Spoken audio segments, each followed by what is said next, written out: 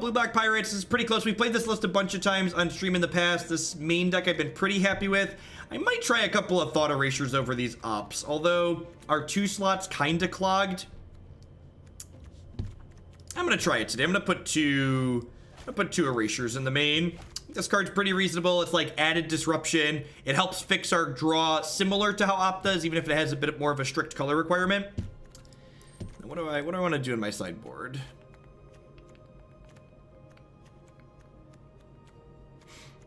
Probably put an extra stroke, and I'm just gonna play the full set of Erasures today and see how that feels.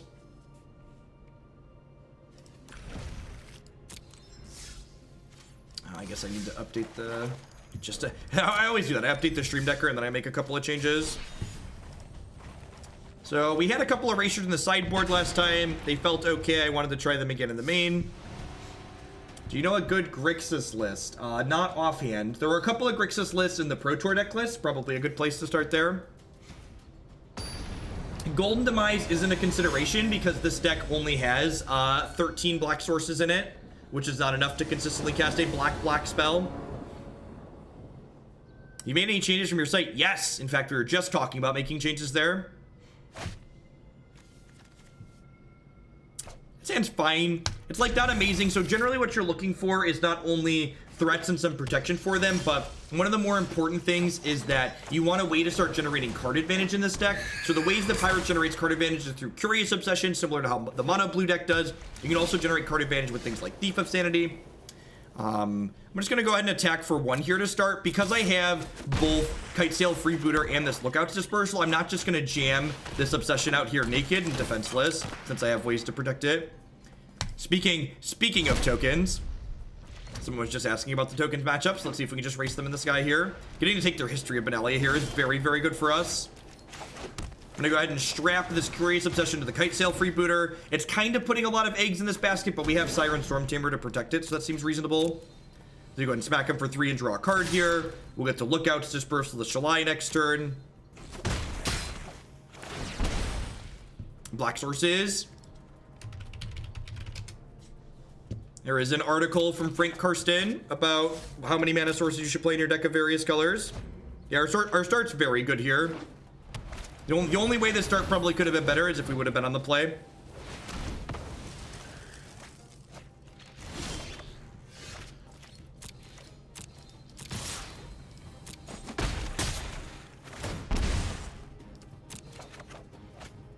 So they are going to get to stick Tristani next turn, most likely. Ideally, we'd like them to miss on a land drop here. Oh, I guess I should have played a tapped land. This bluffs Lookout's Dispersal. Missed their land and conceded. Got it? Yeah, the Obsession was exactly what the hand was missing, right? Like, we kept it, and I was like, okay, we're really looking for a way to generate card advantage, and then boom, we hit our thing that generated card advantage. So, Hostage Taker's pretty bad here. Price of Fame is great. I think Thought Erasure is pretty reasonable as well as Disdainful Stroke. They have a lot of really big threats that we want to be able to play through. Fathom Fleet Captain is really rancid in this matchup. So normally this card generates like reasonable card advantage for us, but if it can't attack through, it can't do that for us. And that's actually a good clean 60. We're a little bit low on creatures, right? There's only 16 creatures in this configuration. Americament, thank you for the brand new Prime support. Welcome. I think this is fine. I don't think I want Duress in this matchup. I'm a little bit low on creatures. Maybe I could leave Hostage Taker in. Hostage Taker is a little bit medium against... I guess Cast Down's pretty bad. Hostage Taker is a little bit bad against Tristani, but like so is Thief of Sanity, so just like planning to counter or kill Tristani with something like this is probably ideal. What event am I planning to play this deck at? SCG has their invitational tournament twice a year, and I'm qualified for their December invitational. Now, I don't think Fungal Infection is good enough in this matchup.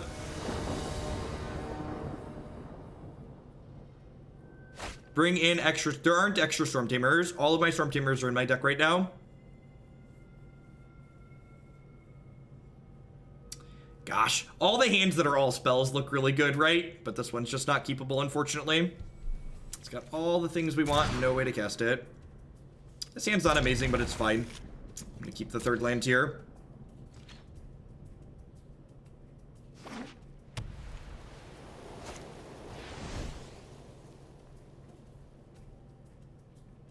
Yeah, that article is kind of like the go-to for building mana bases.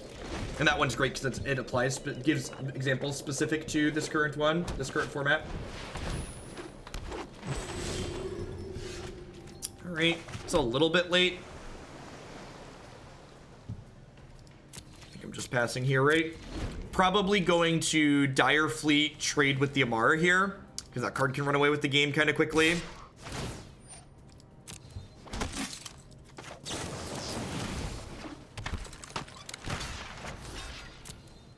The flexibility on Dire Fleet Poisoner is really good. It's like a removal spell in a lot of situations like that, but it's also a proactive card we need it to be on occasion. Paper gameplay's always been much slower than digital gameplay. It's not a problem that's like exclusive to Arena. Like even Arena's faster than Magic Online, but like even Magic Online's faster than paper. Shuffling just sucks.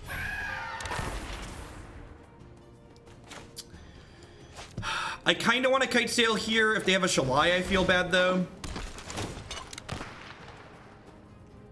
All right. Really happy with the Kitesail there.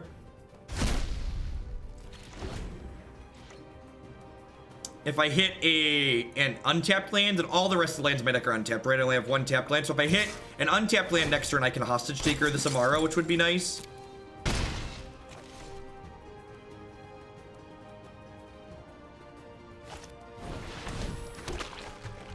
This explains what currently happens with your 5th copies of cards in Arena.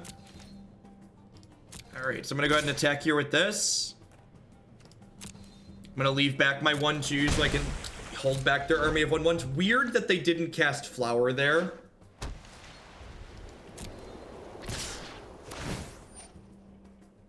I guess this makes sense because they're just like getting another one, right?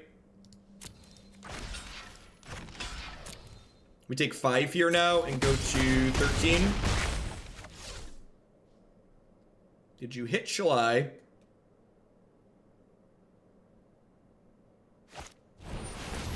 Knight of Autumn. Yeah, I think I just have to counter that. Where's our Pirate Shade Whirler, right? Well, there actually is. Plague Mare's a card we could actually play. But like here, so like we have Hostage Taker. So like if they don't rip something really good immediately, we're going to be in a pretty good spot here by taking their Amara. So they do have a window to get their thing back here, but should be in a pretty reasonable spot otherwise. Their deck doesn't play a ton of removal in it. It's like Conclave Tribunals and stuff like that. It's just a land. Oh, I guess they're... like I said, I'm really surprised they didn't Flower sooner. They are only 1 land away from flourishing, though, I suppose. 13 here. Do I want to do this, or do I want a Hostage Taker and just exile a token here?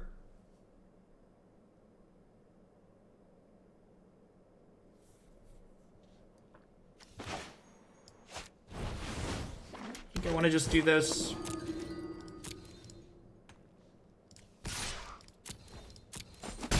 They're in a pretty good position here because like lands are good draws and spells are good draws here.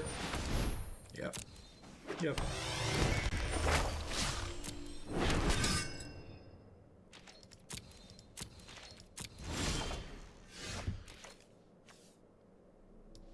I'm gonna play this and take their 2/2.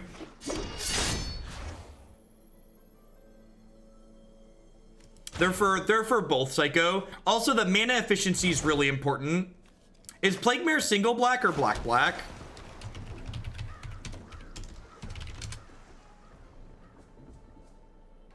You can't cast Plague Mare either. People that want to play that card, go read the article from Karsten, please. You'll understand why we can't play it.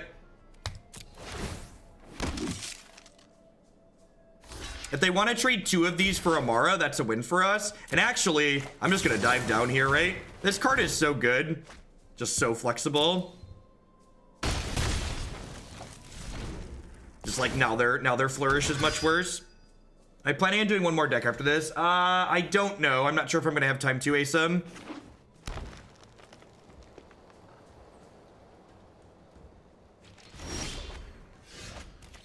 Just chose to hang tight, huh?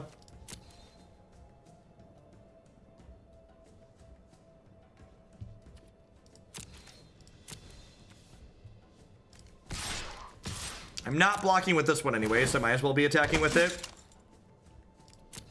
He just took the hit this time, sure.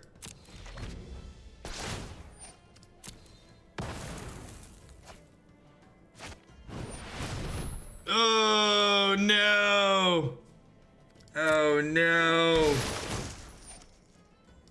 Well, that's unfortunate. I think we're dead. Yeah, we just never hit. This game was a good example of never hitting a source of card advantage. So we're just doing like little baby chip shots this entire game, and like if we would have hit, we needed like a Thief of Sanity or a Curious Obsession, something to snowball. So they're gonna get their Amara back now. All right, well there's the Obsession. This is probably too little too late, especially with the Flower Flourish in their hand. Maybe they have some kind of sweeper in their deck. Show me Wrath of God.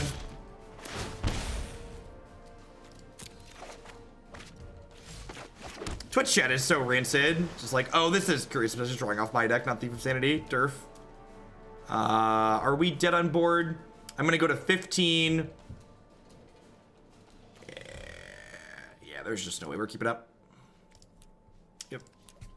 Needed to find a piece of card advantage sooner.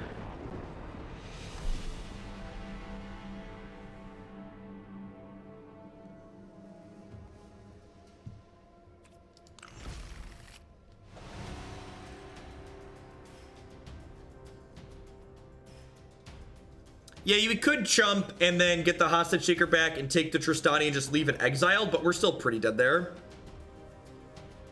Any chance for Gruesome in this deck? What problem does this deck have that you're solving by adding Gruesome Menagerie to it? What issue are you fixing? What cards are you cutting that are worse than that?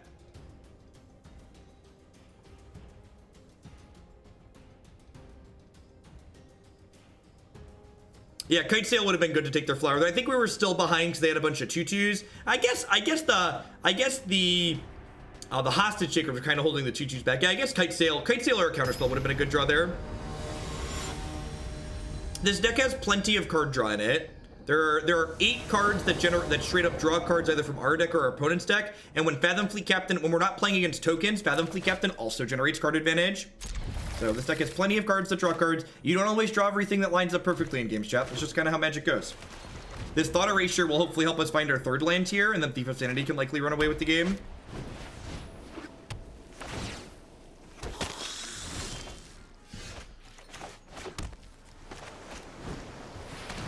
Don't try to have fun here. We have lots of fun here. We just do it in an intelligent and engaging manner. Just like, we don't just like jam random cards into decks. We think about what we're doing and why we're doing it. I think History of Benalia is the take, right? Because I ideally want to play Thief of Sanity next turn, and then if I do that, that hurts to get rid of, but I definitely have to get rid of it. Ideally, I play Thief of Sanity next turn, and then they'd get to play this. They don't have land, but like I can't assume my opponent's never gonna draw land. Like they're gonna draw lands at some point. Yep, feels bad, man. Do I always think that? Yeah, it just doesn't matter is the answer. It's not about optimal or inoptimal, it just like doesn't matter.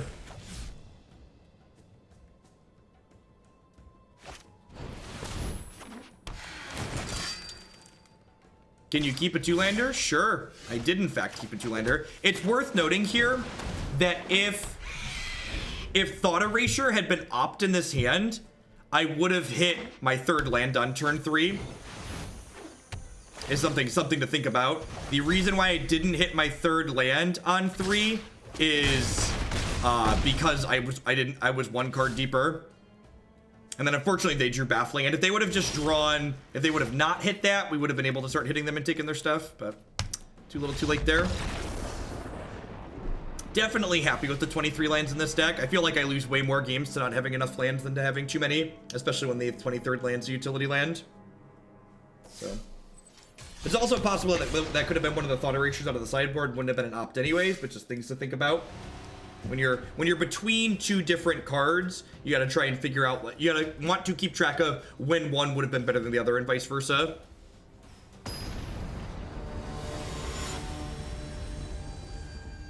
So both missing our land drop on time and then drawing Baffling Eye just meant that there wasn't any coming back.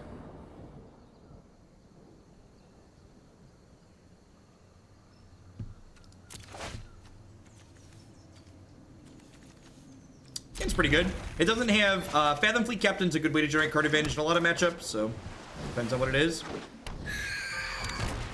Can you explain how the one game bullet? Nope, I cannot. I would encourage you to look it up. I don't play the one by the one the game rule stuff. There's plenty of people that have done math explaining on it and what the different ups and downs are. You just queue into the same person again. That's happened a couple times today. I don't actually think this matchup is that bad. Like, we took that last set to 3, and like, both games we lost had very small things that could have gone differently to make us win the game.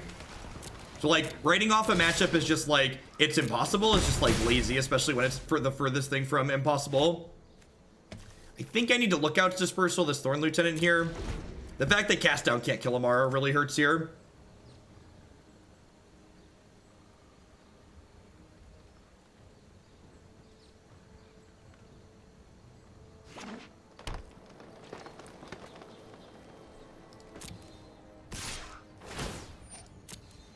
Magic's a tough game if you want people to just tell you the answers. There's too many variables and things that are like, this is situational and you have to like make educated guesses and informed decisions.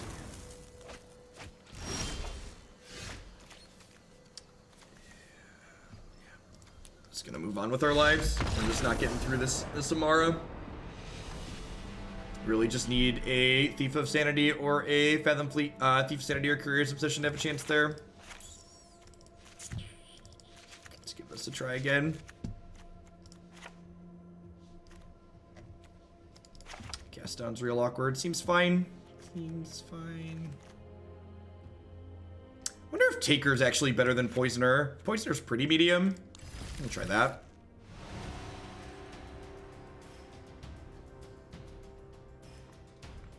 Just don't interact with those people, I mean. Just like, Modern's never gonna change, leave it alone. Modern, just As someone who campaigned for a long time to make Modern more fair and interactive, like, just play Standard.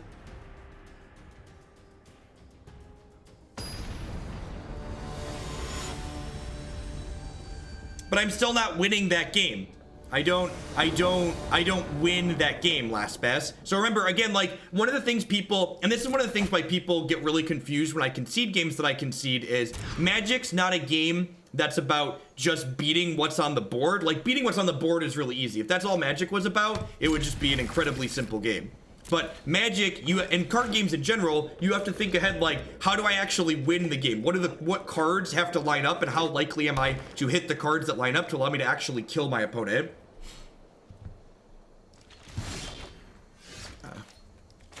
Oh, can a mod time that person? I banned them by mistake. I meant to time them out because they're being a turd.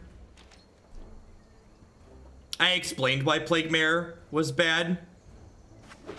Go read the Mana Math article if you don't understand why Plague Mare is bad. The math is not complicated. Look how often you will cast Plague Mare consistently with the amount of black sources that we have. Need to hit a land here. Blue land, ideally. Perfect. All right, we play a game of Magic. Strapping double Obsession onto here and then writing these counter spells down could win us the game. This is what we need to have this game go well. Need to get one of our pieces of card advantage down and then keep hitting with it again and again and again.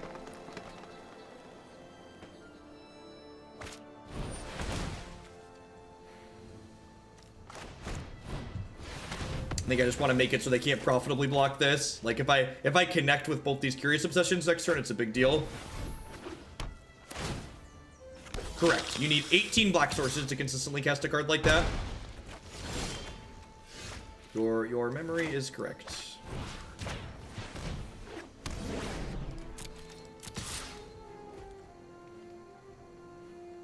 I do have double black right now. Why don't you play Plague Bear? You have double black right now. Wow, I am surprised they let us draw 2 cards there. I'm gonna go ahead and hold up Disdainful Stroke this turn. rather than jam the Thought Erasure, because there's a chance they have like 2 scary 4-mana spells, and I obviously can't discard both of them this turn. If you talked about that anywhere, think about what happens to the mana if I want to try and make something like that happen.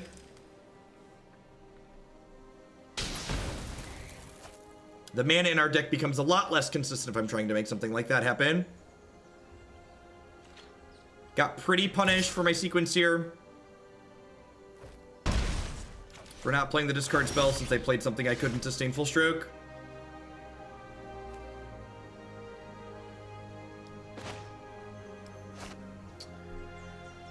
So I'm going to play this on Pirate. The question then becomes, do I want a hostage taker so I can keep attacking with this?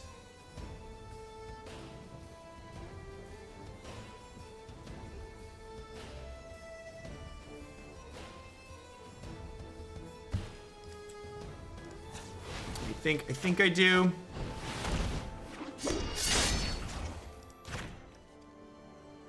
The problem is if I don't attack with the Dire Fleet, I lose the Curious Obsession.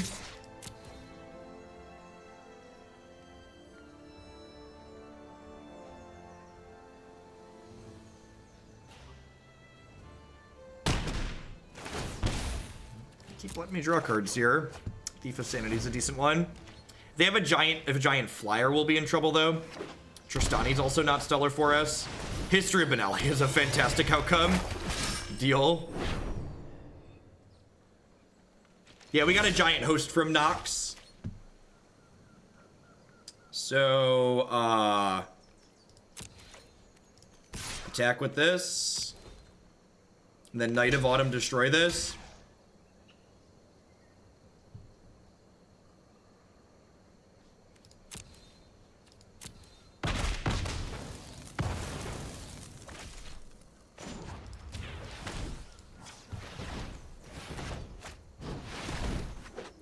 And then, again, I'm pretty sure I want to leave up Disdainful Stroke this turn, as opposed to casting a discard spell. Like, if they play another 3-mana spell, I feel bad, but, like, if they play, like, a Lyra or a Shalai or something like that off the top of their deck, we just get destroyed. Like, feels a little bit medium. Yeah, like Tristani, anything like that is just incredibly bad for us. So I think I like being a little bit conservative here.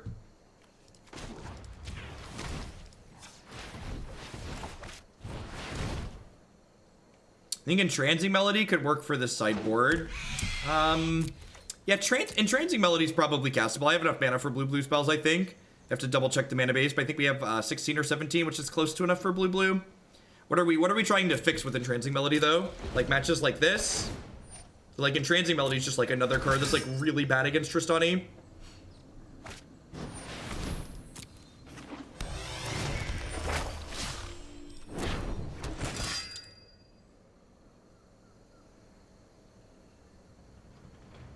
And what I'm not sure what problem we're solving by playing the card.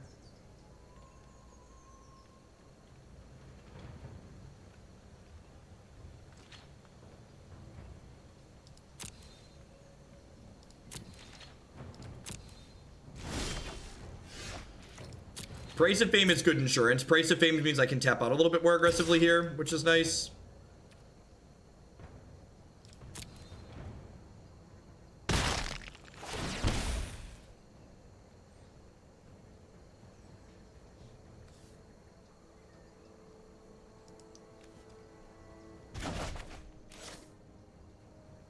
That'll be good later.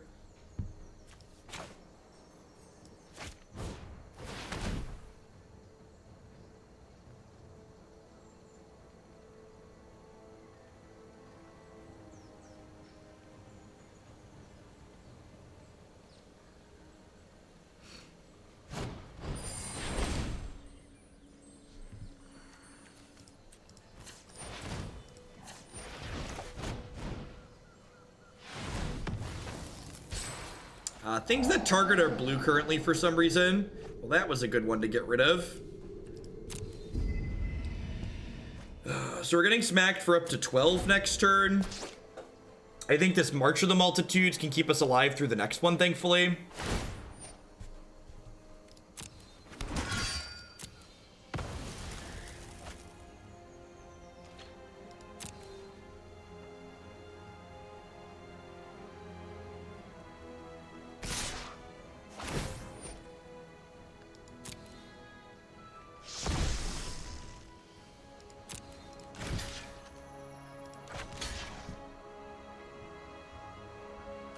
Just gonna go to 2 here.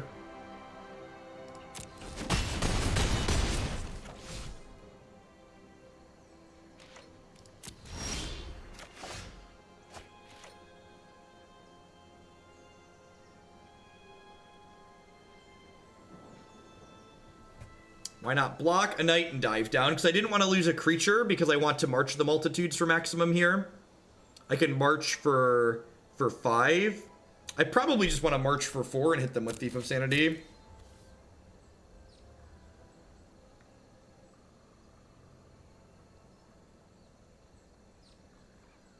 And they don't have reach, right? So I get to use my health total as a pretty liberal resource. Apparently, I've automatically given you money. There's worse people to give money. What's going on, Phaser? Thanks for the 3 months. Welcome back. I appreciate that.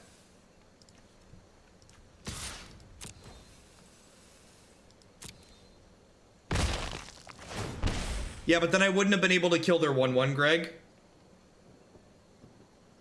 I'm not taking Tristani because taking Tristani would give them Tristani.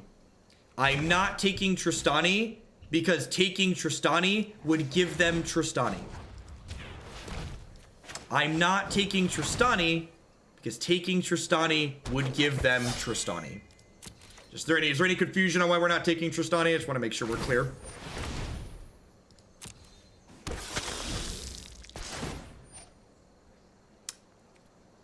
Does tapping 2 for that kill me, actually? That kills me, actually, right? I was so busy talking about Tristani that I killed myself. I think that's what happened. I believe that's what happened.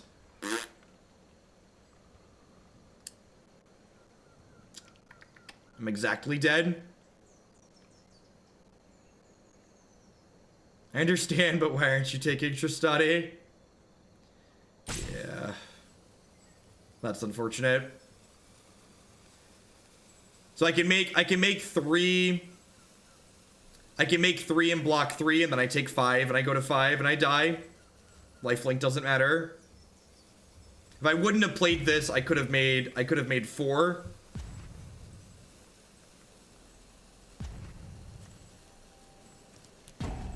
Yep.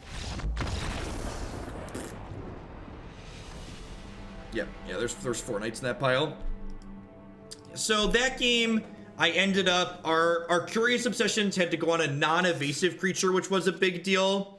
Love the content and like to watch them drifting off to sleep, but the arena animations are not very soothing. Any thoughts on turning them down? The arena animations are great. There are plenty of people streaming boring Magic online if you don't want animations in your stuff.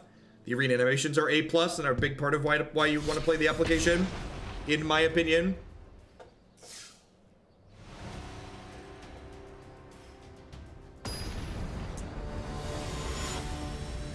So we ended up getting really punished that game because we had a bunch of turns where I left up Disdainful Stroke, and they played there were like 3 turns in a row where I chose to play Disdainful Stroke instead of playing the Thought Erasure, and every time they played a 3-mana spell.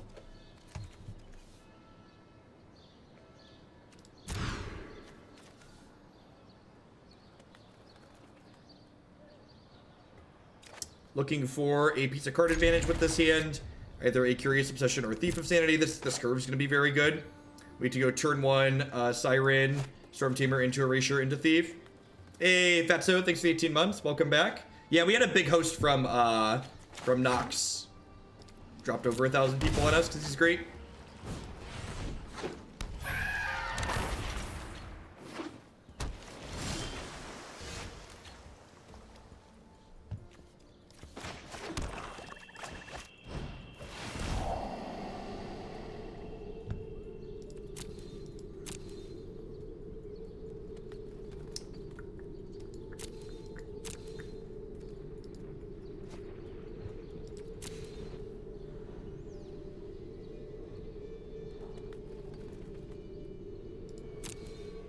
I'm in for Dispersal here. I want another blue source at some point, but I think that Dispersal's fine.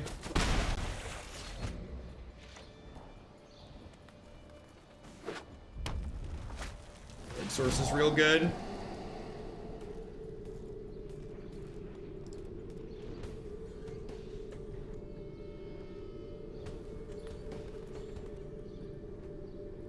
Playing the ladder, what's their record? I think we've lost to tokens twice in all the games we've played. I don't really keep track of the record, because, like, your record when you're playing a deck isn't relevant for, like, whether or not a deck is good. Or whether or not you want to play a deck or, like, continue working on it. Your record only matters if you're, like, trying to farm fun points or whatever kind of prizes you're getting. Well, I'm gonna get to hit with Thief of Sanity, so that's good.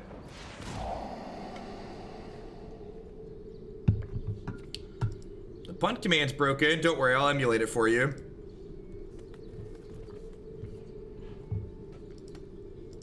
The things you learn while playing games about how decks feel and what cards work and what cards don't work, in my opinion, tend to be a lot more valuable than just, like, you know, how many matches you won specifically.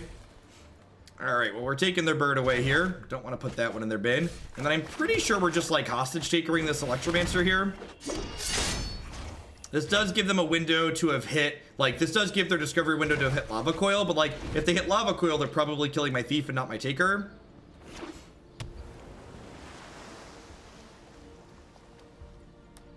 They could play Phoenix and just play defense with it here, which seems fine.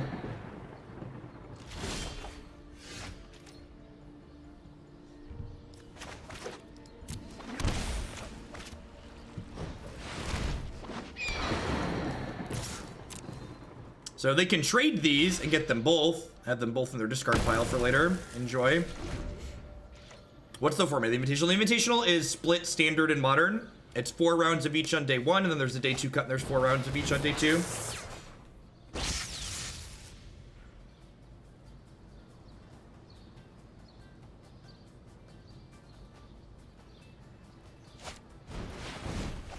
Alright, so they hit an untapped red source here. They can bring both their birds back.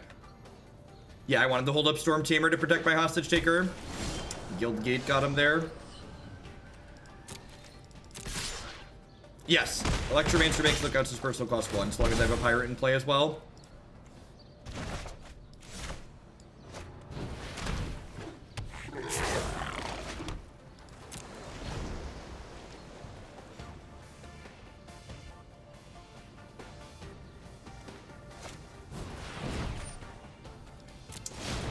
Oh, that's the third Phoenix.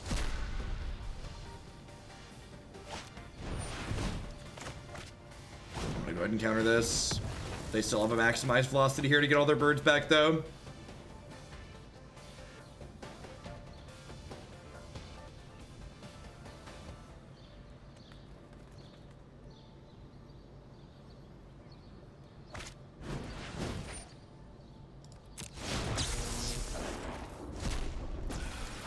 Three Phoenixes and 26 cards is pretty good. Pretty good.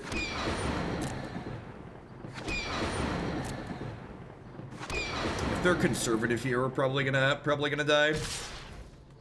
They were not conservative, so we have, wait, is this lethal? I'm gonna kill a bird. It's not lethal, right? It's only, if I hold the shock, Curious Obsession is lethal, which we did not get. I think I'm gonna leave this back here. There's not a big difference between 3 and...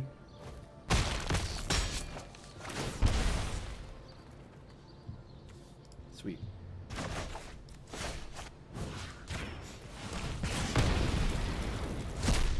Leaving the Siren Stormtamer back is also decent in case they draw a Drake and have a maximized velocity. You messed around with Grixis Pirates? No, I don't think messing up the mana is worthwhile. I don't think adding red solves problems that I have. Cannonade's like sweet, but I think the matches that Cannonade's really good. You're like okay, and outside of tokens, the tokens deck isn't super popular.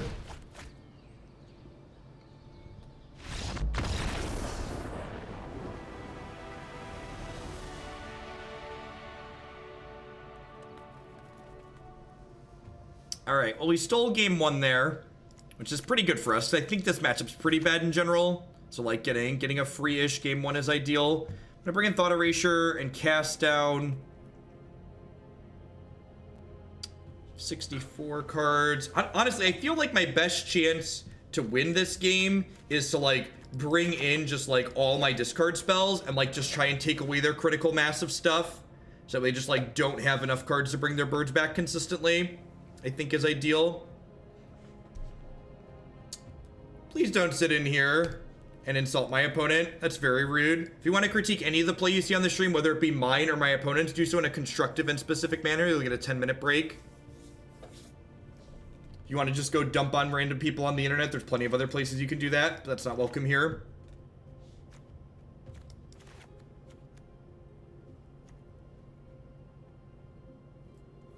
You think I want price too? I mean, Poisoner lets my pirates attack into their drakes.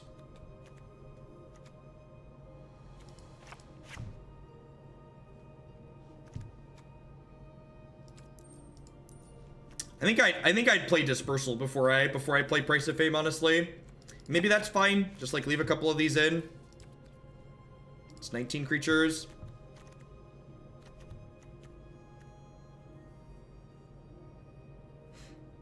Yeah, this seems fine. I think I want to prioritize discard over counter spells, because like taking away their critical mass proactively is ideal, so they can't have 3 spells to bring birds back.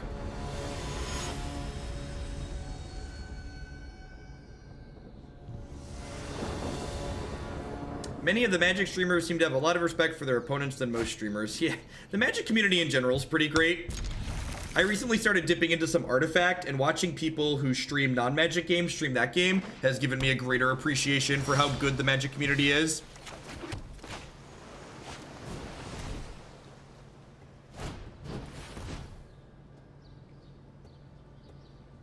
Yeah, this deck has a game plan similar to Mono Blue Tempo in that it tries to kind of get under the opponent and throw them off balance with its disruptive elements, and then it gets to splash block for things like Real Removal and Thief of Sanity.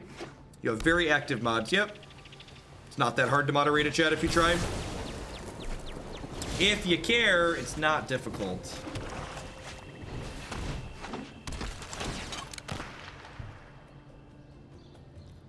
Ugh.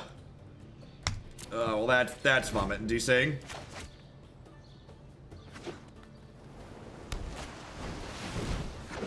I guess I should have Thought Erasure.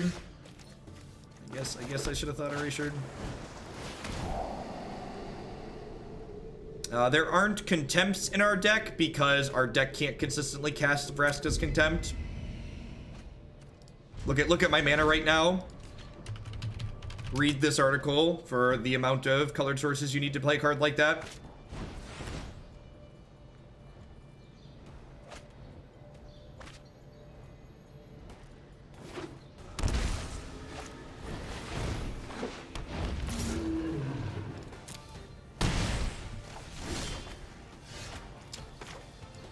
I think I'm playing this for the sake of resource efficiency this turn.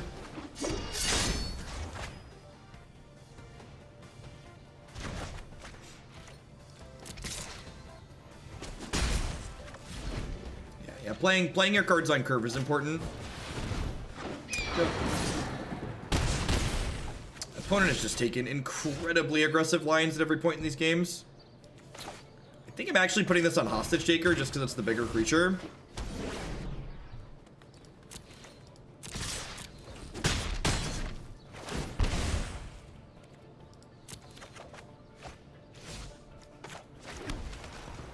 Do I want to play Drake? My Drake blocks their bird. It's less resource efficient than playing these two, though. I think I need to preserve my health total, though. Do I still plan to take this like the Invitational? As of right now, yes. I got a week and a half to figure that out, though.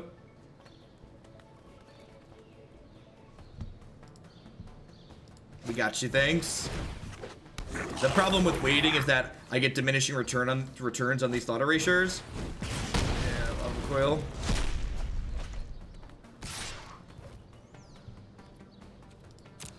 Yeah, that's exactly the conclusion I came to, Till. Because I'd rather just like try and Thought Erasure to get under them. That's a good hit for us. That is not what we're looking for. Am I just playing this other one? Yeah, I think I'm just playing this other one as a way to get my Enigma Drake bigger and how to surveil. Perfect. That makes my Drake trade with their Drake. A little Drake on Drake violence. I'm gonna go ahead and pay 2 for this and put Kitesail Freebooter into play, because this lets me double Kitesail Freebooter, trade with the Arclight Phoenix.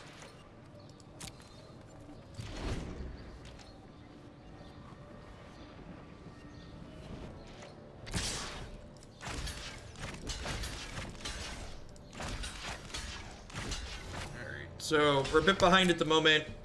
good. Top decks could maybe pull us back in.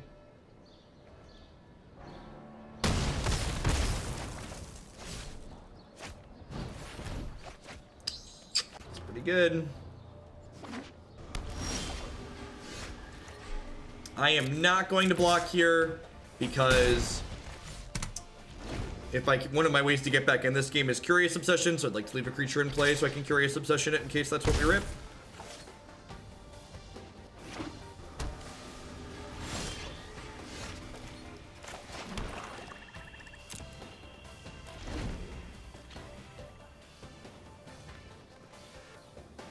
Yeah, Warcrate Marauder is really good in this matchup, but there's a lot of matches where he leaves a lot to be desired. That's fine. We won game 1. We get to play game 3 on the play. There's a reason why. There's a reason why you get to play more than one game.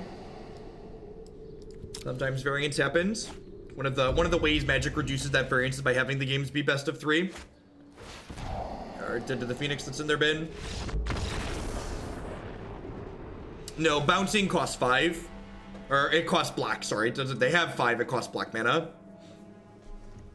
Yeah, Warcrate Marauder is good with explicitly Curious Obsession, but I think playing a card that's good with your Curious Obsession is a poor decision, because Curious Obsession is a card where it's always good almost. Like, the games where you draw Curious Obsession and you aren't already in a good spot are few. So like, playing a card that's generally mediocre to make your good cards better is generally what's considered winning more. So like, if you have your good cards, you're probably already winning. So like, why are we trying to maximize when we're already winning? We have to take some damage here to Shock, but the rest of this is pretty reasonable. If the meta ends up being really Drake Niv heavy, I don't expect this format to get super narrow. And if I expected the format to get super narrow to play Niv Drake, I would play a different deck. We've actually played nothing but bad matchups so far today. I think this deck is very good against Grixis and Jeskai control and green-black, and it's reasonable against mono-red and mono-white. And the white-red aggro. It's very bad against both Drakes and tokens. I think I want a Thought Erasure here, in case they have a creature I want to take. Coil. Is it crazy to just take the Charter Course here?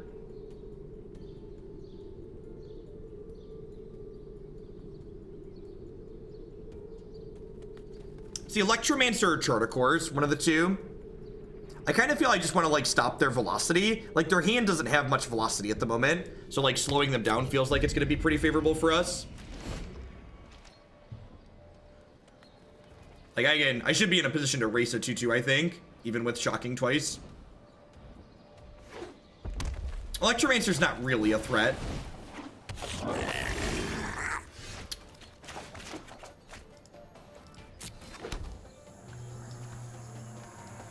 It's a pretty good one. Alright, so we're obviously doing this. The question then becomes, am I freebooting, or am I just like trying to protect this at all costs? I'm probably just trying to protect this. 2 Grishel Bread. I need Barbeads. What's going on, Jimmy? Thanks for the support. So I just like play another Stormtamer here. Although I guess playing another Stormtamer is also bad against them drawing another removal spell, right? So yeah, I'm actually just gonna play Kitesail Freebooter here because all of my lines are bad against another removal spell. You could maybe argue that I'm supposed to wait a turn on the Curious Obsession and go like Kitesail Stormtamer here. I need them to not draw removal and not draw Enigma Drake. So they didn't draw Enigma Drake. They could find removal with this. They did not. They bottomed. Did they hit it here? If I get to untap with this Stormtamer, we should run away with this game.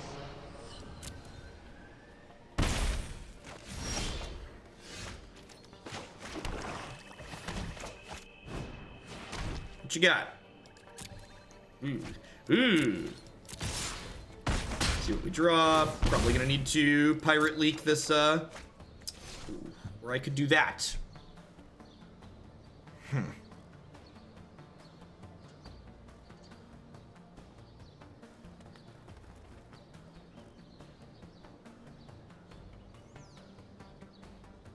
No, don't argue with stupid people, Mikey. Just don't. Your life is too short.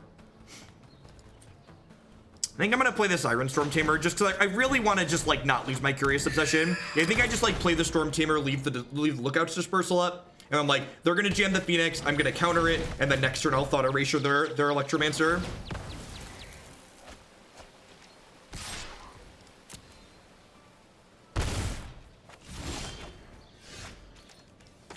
I'm gonna go ahead and surveil the top of my deck here before we draw. That one can stay right there.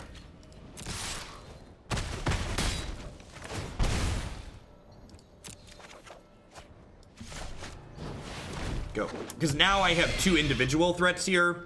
So the only sweeper they could have doesn't hit pirates, so we're fine with that. Pimped Up Monk, thank you for the 18-month resub. I appreciate that. Welcome back. Thanks for keeping me employed here. My friend. Sweet. Like I said, I think this matchup is hard for us, but like one of the things that's really sweet about this format is that unlike Modern, hard doesn't mean impossible. Like, hard matchups are still, they're 60-40. They're like 35-65 at worst. So they're very, very winnable.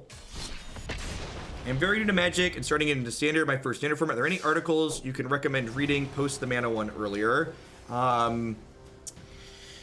No, not really. If you're just looking to get familiar with decklist, mtg.fish is a short link to go to the MTG Goldfish website, and there's a metagame tab on there where you can click on standard and it kind of sorts them. The percentages on the MTG Goldfish website are completely made up nonsense that are skewed by bad data, but the deck lists that are posted there will give you a good idea of what decks to play against.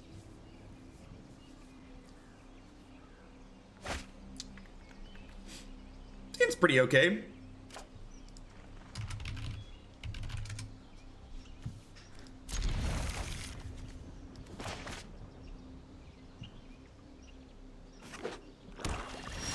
Not amazing, but fine. That draw takes the hand from pretty okay to fantastic.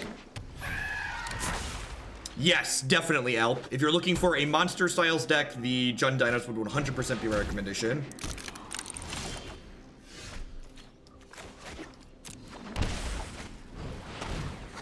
Show me your secrets. Those are some scurry secrets, chat.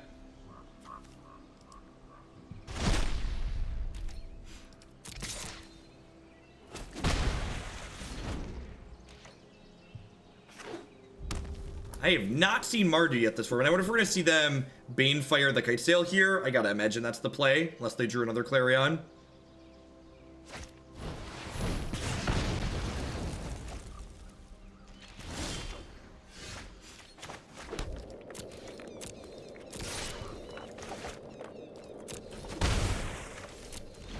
Yeah, looks like some kind of Mardu artifacts deck or something or other.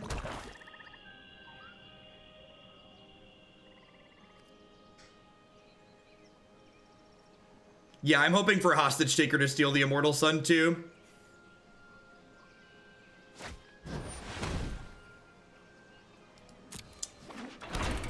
So I think the plan here is to try and put enough things into play to get them to Clarion, maybe. So like, do I wanna put this Obsession to kind of force them to Clarion, or do I want to just hang tight? I think I'm gonna hang tight for a hot second.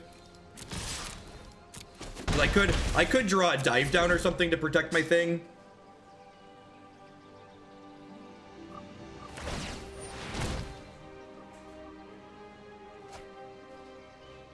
This can only take artifacts and creatures. It cannot take enchantments. We played a Sultai control list this morning that seemed kind of sweet. Unfortunately, spells are not our strong suit at the moment. All right, so I'm gonna go ahead and Obsession here. What advice do you have for choosing a modern deck for a Grand Prix? Play one that you like playing, because the format's got a ton of variance in it, and even when you play a good deck, you're still gonna lose a lot. So find a deck that you like.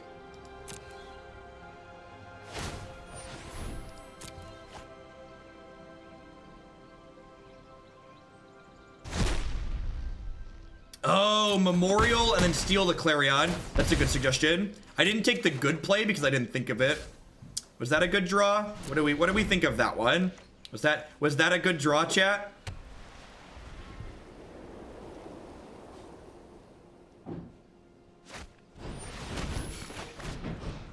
I didn't do it, obviously, because I knew Lookout's Dispersal was on top of my deck. Obviously.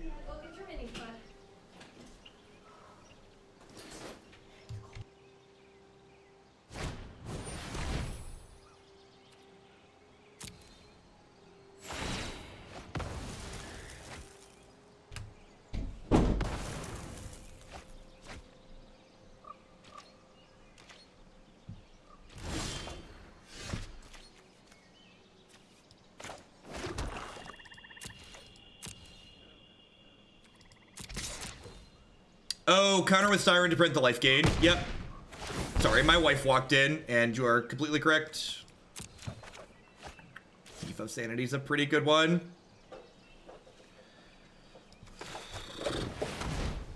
So they tap out for the Immortal Sun next turn. I untap and Hostage Taker it. Yeah, they should be at 8.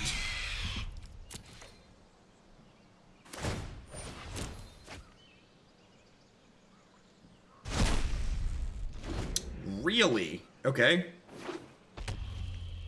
This is Weeper.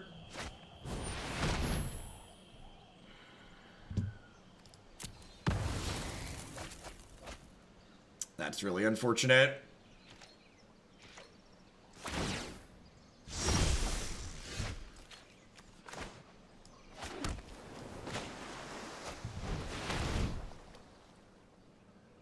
Yeah, I'm gonna grab the gateway now.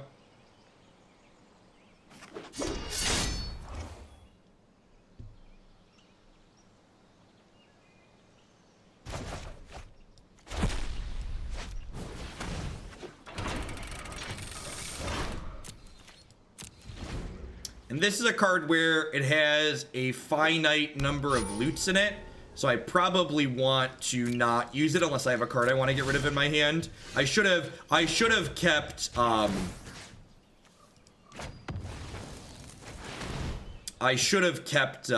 land maybe. Although I guess this means I can do this here, which is nice.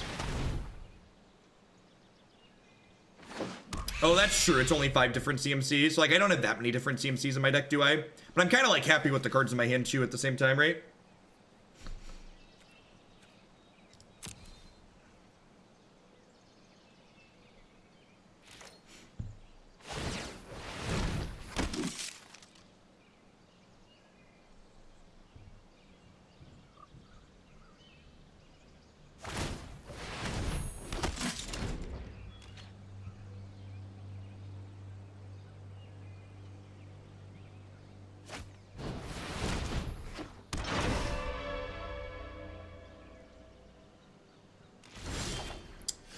Probably unbeatable.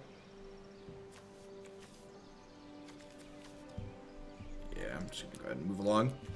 It's the post-board game here where we can get some more counter spells and discard spells in our deck. Alright, Arena decided I was gonna take a nap there really quick, so we're gonna go ahead and reload that. Thanks for hanging out today, folks. Welcome. Thanks everyone who stuck around through Nox's host and all my normal viewers as well. My name is Jeff Hoagland. If you're new, I'm a full-time streamer and Magic player here on Twitch. I stream basically nothing but constructed Magic. We play a ton of Standard here in Arena. We also play some Modern on Magic Online still. If you're not familiar with my background, I played Magic semi-professionally on the SCG Tour from 2014 to 2016. I played in 2 of their 3 Players Championships when that was a tournament they still did every year. Can you expound upon why the Immortal Sun play was unbeatable? Because there was not a combination of cards in my deck that allowed me to come back into that game when they were making 2/2 lifelinkers for 4 mana as often as they wanted to. It was unbeatable because I did not have cards in my deck that could beat it. So, Dire Fleet Poisoner is pretty bad here. They don't really have creatures that I'm trading with. The extra Hostage Taker seems fine. I think if they hadn't ripped the Cleansing Nova the turn they did, we might have had a shot. Did you ever play Bogle? So basically all of the decks that I play on screen are viewer-submitted deck lists, so you can learn there how to submit a deck yourself. I don't want all the Thought Erasures, just like 3 is fine. I don't want to trim any more threats, or even cutting all 4 of these might be too many.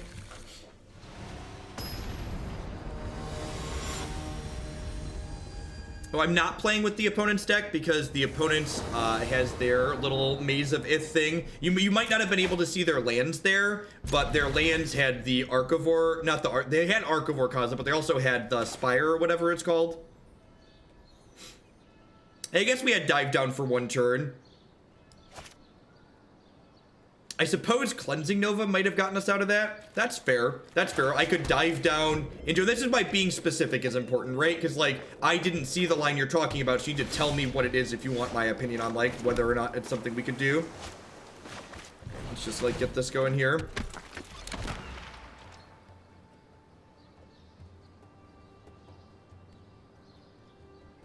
Leaving Hostage Shaker in gives us outs to things like Vana, which is nice. So now I have to make a decision. Do I want to Thought Erasure here and be a little bit conservative? Do I want to start making as many pirates as possible? I think I want to be a little bit conservative. Settle the Wreckage. That's a good one to get rid of. That's a good one to get rid of. So, like, I could have played Siren Stormtamer. The settle's actually not that good because Siren stops it. I could have waited a turn on the Thought Erasure and played Siren Stormtamer plus generated a 2/2 with Fathom Fleet Captain right away, and maybe that's better. Maybe it was a little bit playing too scared of just, like, being too afraid of the Clarion.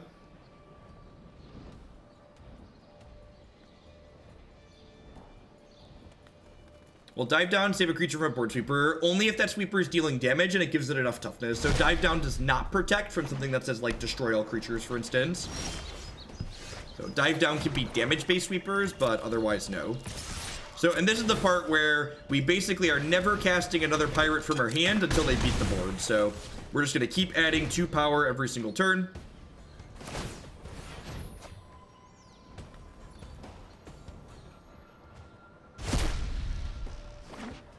So they're looking for a Clarion here. Fantastic. Let's go ahead and put this here. Just again, just amass all the card advantage that we can.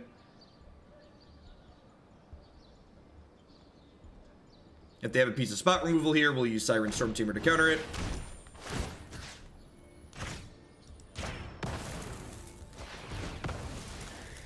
So unfortunately, I no longer have a non-token pirate, so I can't add more pirates to the table. But again, I really don't want to commit more because I'm already in pretty far here.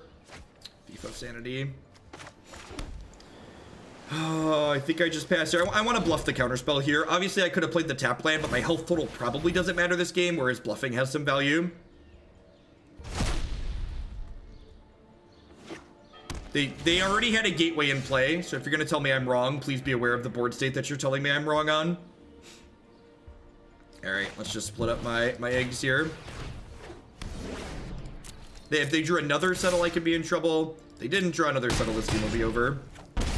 This is one of the reasons why I like this deck. This is actually the first time today we've had one of these draws, but this deck has draws like this where you just run the opponent over, right? Like you have your disruption and you have your card advantage, you just bury them very quickly. So while you have some games that are struggles and like the green white tokens matchup is hard, you also have games that are the flip side where you balance these out by just like running people down.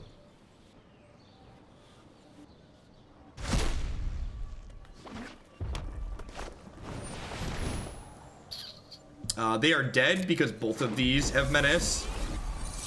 They are literally dead on board. They might not know that these have menace, but they do. So thanks for showing me you had a Lyra, I guess. Is this the list of invitational? Something close to this, most likely. So they have Lyra in their deck.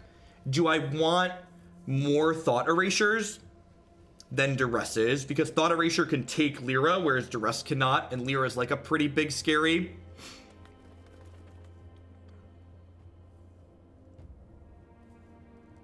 I have Dispersal and Stroke too, and I think I'm going to prioritize resource efficiency. Also, look how pretty my curve is. 13, 13, 8, 3. You can't mess up something that beautiful. Nah, I don't think I want Price of Fame. I think just having the Hostage Takers is fine. They probably don't have a ton of threats.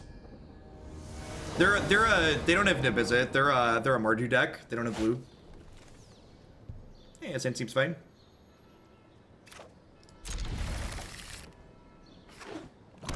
This hand has a lot of disruptive elements in it. It's just looking to find something that can generate card advantage for us. You know, like a Thief of Sanity or a Thief of Sanity, Fathom Fleet Captain, or Curious Obsession are the things this hand is looking for, ideally. Perfect. Show me what you're working with.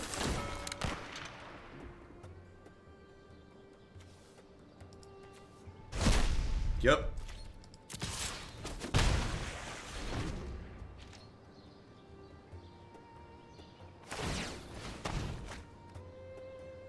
Kind of new and wondering why there are no more Warkite Marauder. So Warkite Marauder is basically just a 2-1 with flying a lot of the time.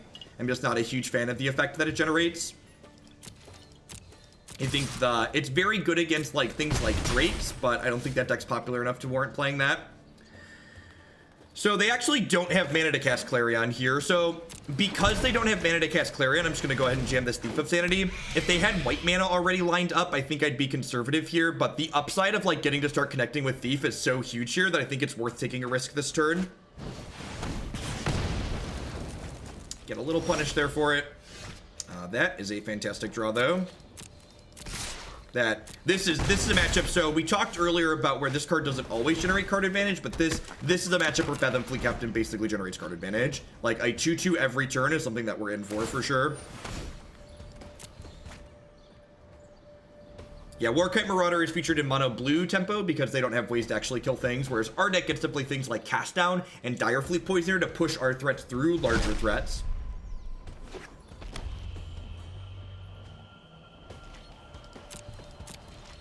Land. Okay, yep. Deal. Take it. Alright, so now we're not activating the captain this turn. What are the Blue-Black Pirates bad matchups? This deck is bad against the decks that exist in the format that I'm not a fan against with this deck are Blue-Red Drakes and Tokens.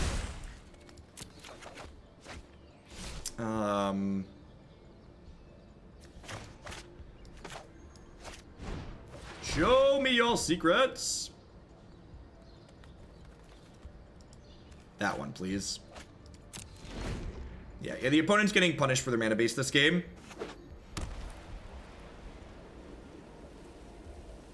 Yeah, I think the Drake's matchup is really hard because they have a lot of good blockers for you.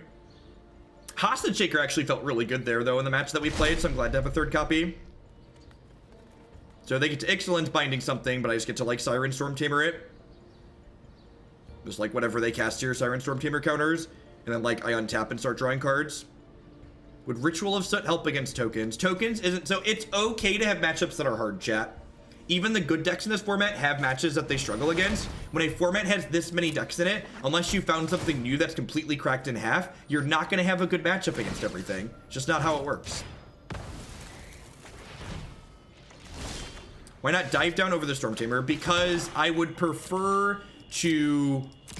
What's the word that I'm searching for? I would prefer to have more cards to play out of my hand because these can protect against Clarion, whereas Storm Chaser, Storm whatever can't, Stormtamer. I have 2-turn lethal regardless because this is going to make a token.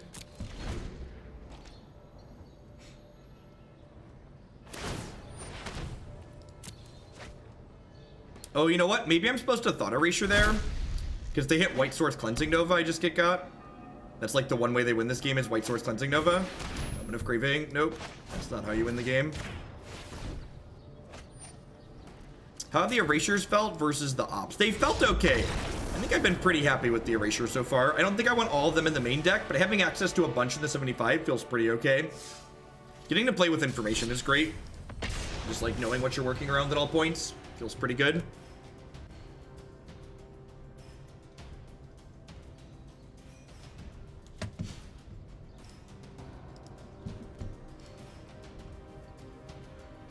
Ritual of Soot, Fiery Cannonade for Grixis control, or both? Ritual of Soot or Fiery Cannonade? I prefer Ritual of Soot if it's castable. If your deck can support casting black spells on 4, probably Soot. Mardu probably wants to wait till you have Blood Crypt and other cards. We go first. So this hand is very good if our lands come into play untapped. Even coming into play tapped, I think it's good enough to be keepable, but we're a little bit less excited about it.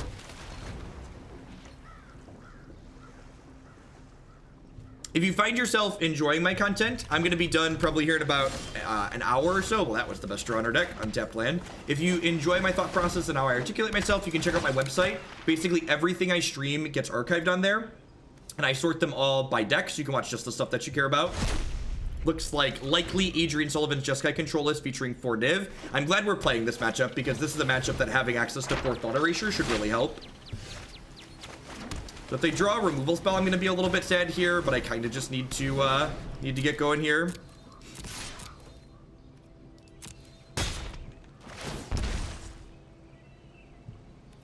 because Cleansing Nova was the card that beat me, whereas I had a bunch of cards in my hand that didn't care about Excellence Binding. Like I had Dive Downs and all these other things. All right, I'm taking their Opt here because my opponent needs removal spells to get back in this game, and Opt helps them find those removal spells.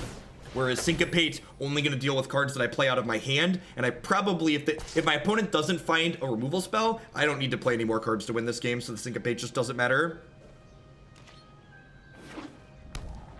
So did you hit a removal spell, or am I going to get to run away with this? They hit a removal spell. They did not. Sweet. Awesome. All right, so let's go ahead and hit for 3 here. Draw a card. Is it worth Hostage Taking Map? I don't think so.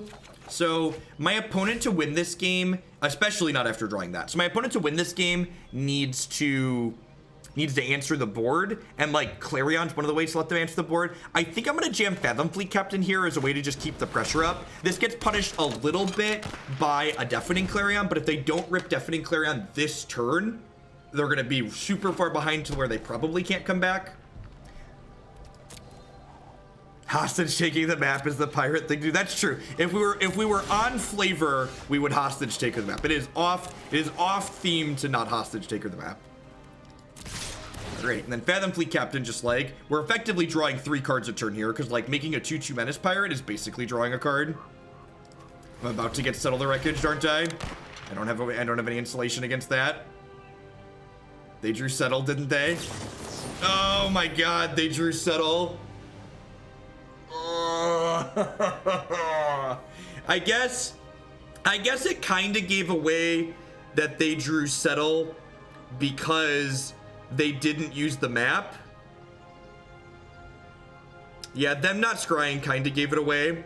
Yeah, I'm gonna concede and go to the next game. I think I didn't read that correctly. Yeah, if I think about why they didn't use the map during their upkeep, that means they hit something, and that means I shouldn't attack with my Curious Obsession creature. Like if I just leave back the Curious Obsession, Kitesail Freebooter, I think we can beat that Settle the Wreckage. But I didn't, so we died. That's fine. Lessons learned. 62. I gotta remember that we have this count here. I think I'm happy with this board plan. Seems pretty clean. Cut the takers, cut a couple of these, cut the cast downs, bring in the discard and the counter spells. Is Price of Fame good enough? I guess killing Niv Mizzet is really important, and they have 4 of them. All right, let's do that. And they have 4 Nivs, so like they're gonna find them.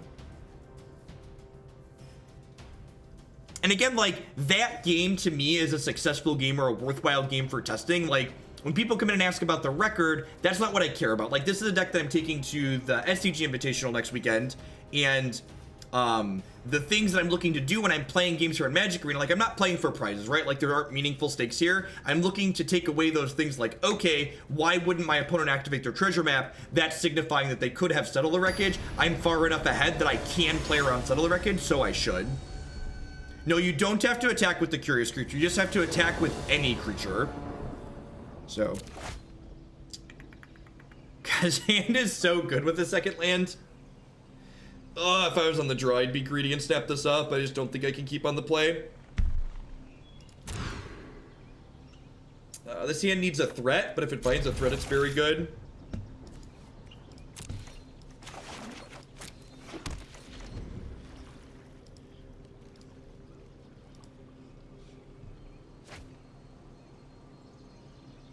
I mean, your hands without spells in them are good, right? Or without lands in them are good because they're all spells. Like it's easy for a hand that's all spells to look really good.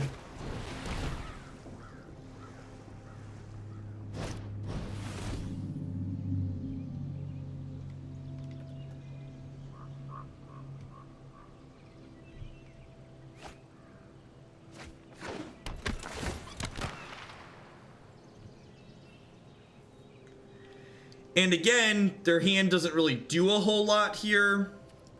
So I'm gonna go ahead and take this Opt away because it digs them to cards that do stuff. Thanks, Bane. Thanks for dropping by.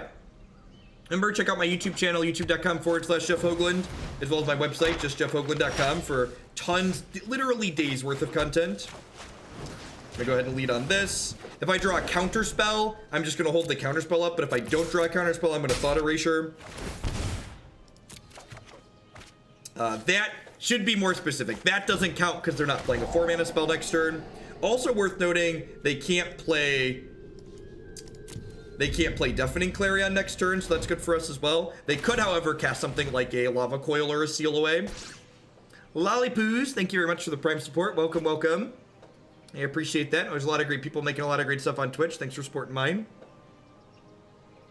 Those Bezo bucks pay my bills. That's a pretty good one. All right, so Deafening. So basically, when you're playing a deck like this, you want to be like slowly ticking off in your mind, okay, what are the cards my opponent could have to get back in this game? And with Storm Chaser, Lookout's Dispersal drawn here, I don't think they have cards that let them get back in this game. They basically need to get to Niv Mizzet before I can do anything.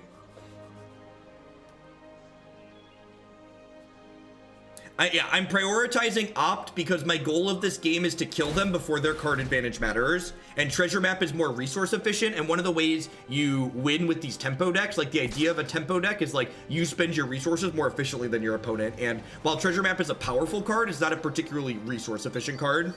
In my opinion, this deck solves problems that Mono Blue has. If you want to if you think this deck is sweet, it's a lot of fun. Not only are there a bunch of videos on my YouTube channel with it, past what we're streaming today, but you can also find an article about it on coolstuffinc.com that includes a sideboard guide. If they have a Niv Mizzet, they'll get to cast it next turn. That is correct. So fast Niv is not something we have an answer to. Hopefully we draw a Thought Erasure or Price of Fame. So like again, we're just like slowly ticking off things my opponent can get back in the game. So we're looking for a Thought Erasure or Price of Fame. I think Mono Blue has something that this deck lacks. The Jin is a very powerful card. So like this deck doesn't really have any large beefy creatures in it, but we do have hard removal to kill opposing beefy creatures.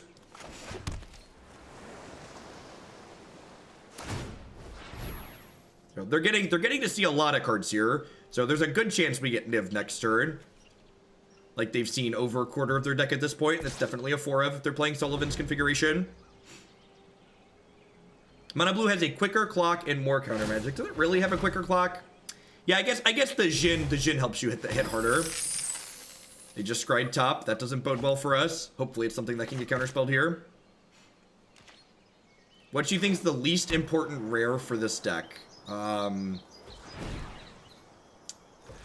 don't have a good answer to that offhand. Hopefully this is just like Deafening Clarion or something silly. Nope, it's Niv. Well, shit. Alright, shouldn't have punted game 1.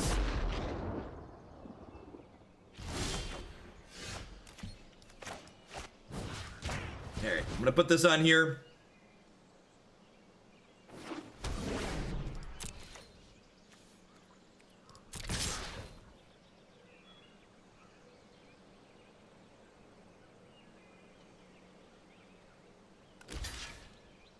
Have to hit Price of Fame off the top.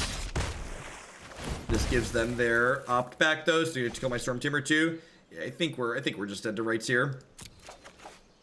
Yeah, good game, opponent.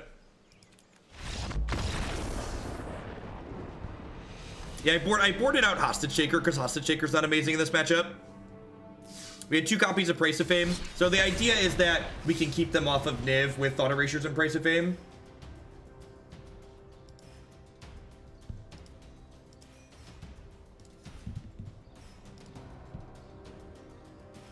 Yeah, Niv's a beating. Niv's like the one card out of control where like you just don't have good clean answers because you can't counterspell it either. Like things like Teferi and stuff like that, you get to keep off the board with Disdainful Stroke and Lookout's Dispersal. But like obviously like that game there was a perfect example, right? Like we had both of those answers in our hand and they just like jammed Niv and we died. Niv's very good. The number of games you lose when you untap with Niv Visit are few and far between. Hi Shin, thank you very much for the brand new tier 1 sub. Welcome, welcome. So many one-landers. This is how Magic works, right? Like I added a 23rd land to this deck last time, so like now we just have mono one-landers. I'm gonna gamble on this one because this hand's really good. Let's like try and draw a second land. Do you accept standard deck specifically for Magic Online? I do not. All standard is played on Magic Arena. Magic Online is miserable and we only play it because we have to for Modern. This hand's good enough that, like, maybe I could win if I miss for a turn, but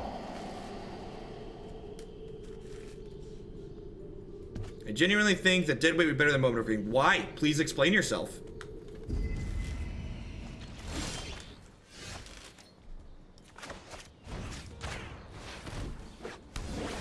Do you like Disdainful Stroke over Negating the sideboard? There are very few creatures you want to counter at 4+. I like being able to counter things like Ravenous Chupacabra against green-black. So Disdainful Stroke's there for the Chupacabra, the green-black matchup primarily.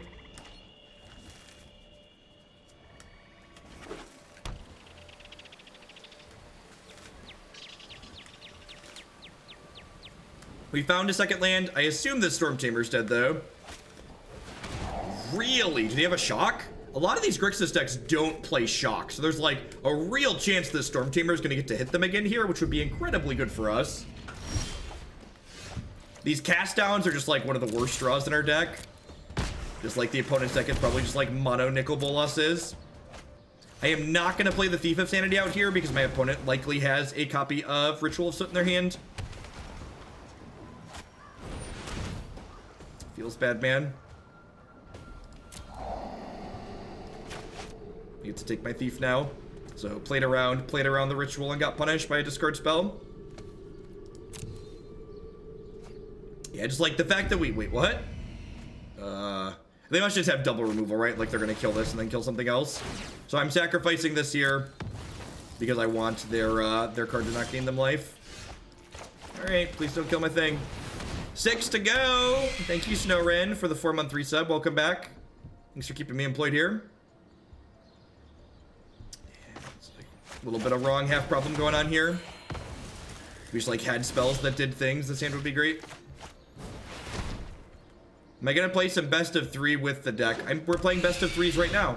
It's the law. Look at that, Subtrain. Thank you for the brand new Prime support. And Durin, thank you for the Prime support as well. There's a lot of great people making a lot of great stuff on Twitch, folks. Thanks for sending your Prime this way this month.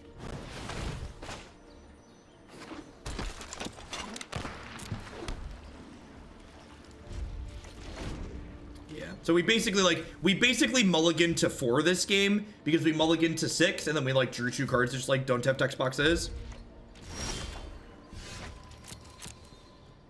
And remember when we missed our second land drop this game? Magic's such a brutal fucking game sometimes. All right, I'm done. Let's go to the next game.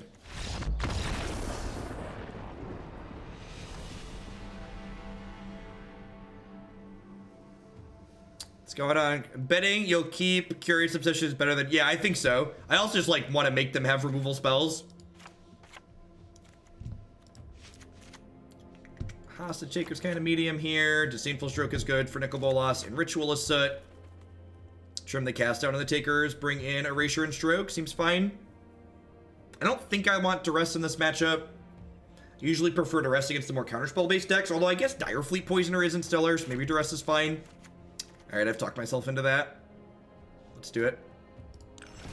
I think I would rather not bring in Price of Fame for the same reason as that last game, where I'd rather just try and counter or discard their threats rather than hope my removal spells are going to line up well into them. A card that's super reactive and super narrow like Price of Fame is often going to get caught in my hand. And sure, there's going to be games where they resolve Niv Mizzet, and they resolve Nicol Bolas, and I feel bad that I don't have the Price of Fame, but I think there's going to be more games than those where I draw Price of Fame and it's just useless.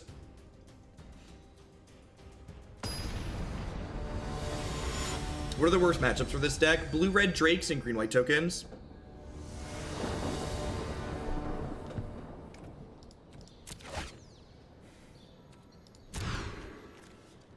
Okie-doke.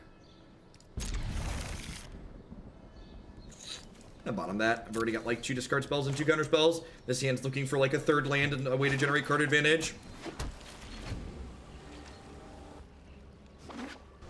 Yeah, that's exactly right, Beermancer. Like, obviously taking their Nicol Bolas and, like, replaying it is ideal, but that requires 8 mana. It's, like, incredibly hard to protect Hostage Taker in my experience.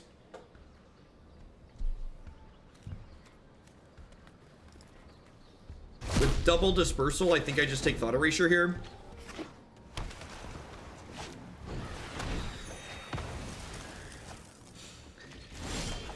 Oh. You don't have token. I said I do. On the merch page, you can find tokens.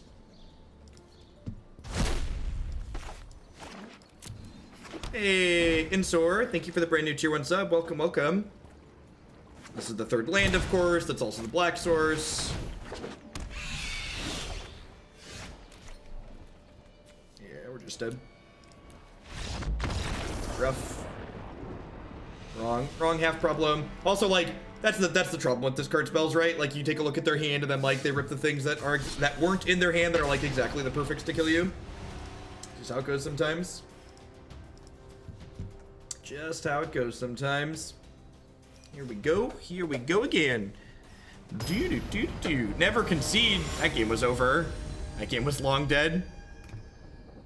They were gonna hit us with the Thief of Sanity and we're never gonna catch back up.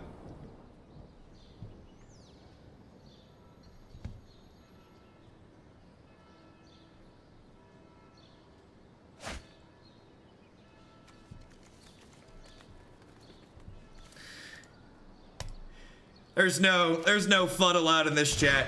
You want to spread FUD about Arena and other channels? You'd be my guest. Arena is the future of digital magic. Anybody who thinks otherwise has their head buried in the sand and hasn't been paying attention. This application is great. The effects are great. The announcement on December 6th is likely going to be announcing esports-like additions to Arena. So you can play for large prizes and stuff like that.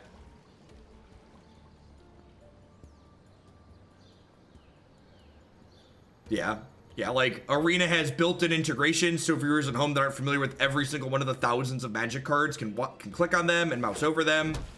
Like, the people that are trying to tell you Arena isn't friendly, they're people that are either afraid of change or have large amounts of money invested in Magic Online, so they don't want... Guys, fucking cast downs. I wonder if I'm just playing a bunch of Thought Erasures, if I should just be playing 4 Thought Erasures in my main deck and sideboard the cast downs. I feel like that's a very, very reasonable possibility. Maybe we'll do that after this game. Just like cut all these to the board. The Beam Splitter deck was very bad. So there's a lot of, the thing you have to realize about a lot of Magic players is that a lot of Magic players, oh, this is bad. This is bad. Should have played this pre-combat, could get Settle the Wreckage. Didn't get punished. A lot of Magic players, you have to deal with them talking about the value of their hobby, which is really incredibly annoying. If their hobby isn't making them piles of money, it's not worth doing.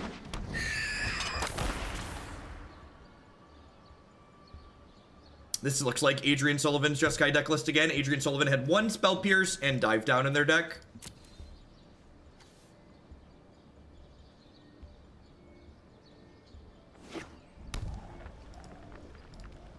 Please keep in mind, if you want to say something that's confrontational or tell me something like, oh, I don't know, your deck is bad, you have to validate that with something behind it. You have to say, this deck doesn't seem good because I can't really have a discussion with you if you're just like taking a giant dump on my work rather than giving me something constructive and specific to work with.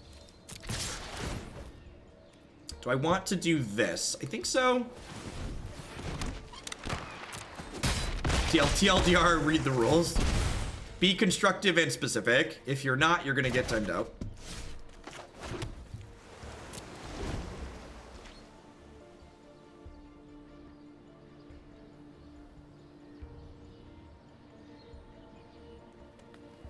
What problem am I solving in the Thoughtseize card? This one right here.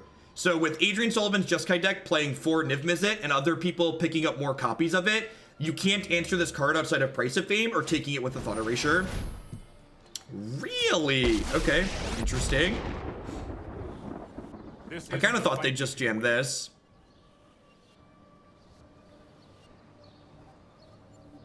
Yeah, I agree. I like the idea of Thought Erasure a lot. Thought Erasure is another card where, like, we keep having this wrong half problem where, like, we're drawing cast out in matchups where it's not bad. And, like, Thought Erasure doesn't really have that problem, right? Like, Thought Erasure is just generically good in a lot of places.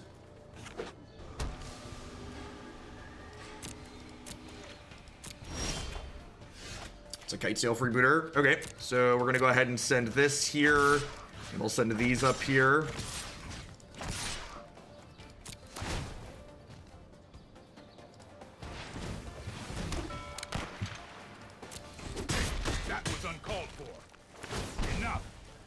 That was uncalled for. Yep. In for dive down.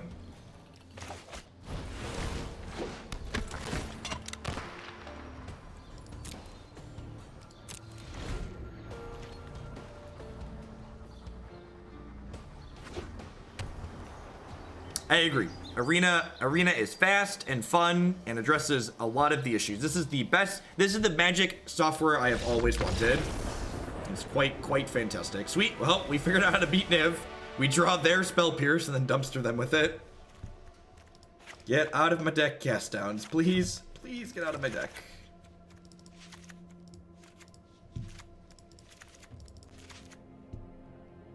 That seems pretty clean. So it's two takers, 4 poisoners out, 2 Price of Fame, 2 Duress, 2 Thought Erasure in.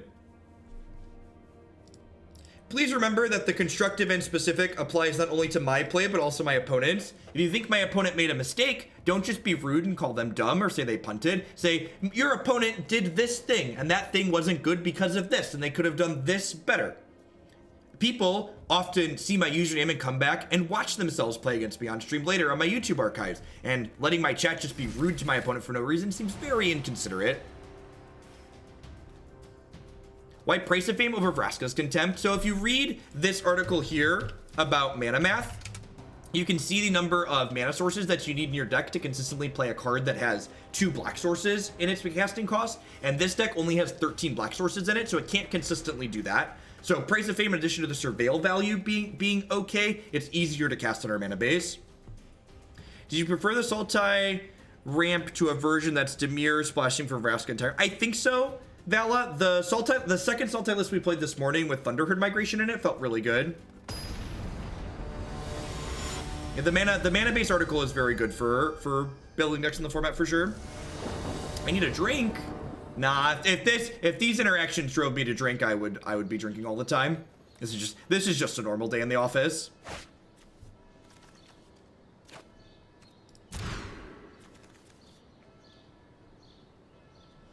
You should quit on matches because of takedown anything huge. You have Price of Fame. I think it might be Splash or their color for a weapon. Nah, there's always games. Most people don't concede matches of Magic fast enough. They just like think they have a chance when they really don't. When you've played as much Magic as I have, like, these games aren't 0% to wins, but they're pretty close. And it's okay, like, in a tournament, I would play out the matches where I'm very low percentage to win, because, like, it's a tournament, and I don't have anything else to do. But when I'm playing on Magic Arena, I can just jump right into another game and another match. There's no reason to sit there and slog it out.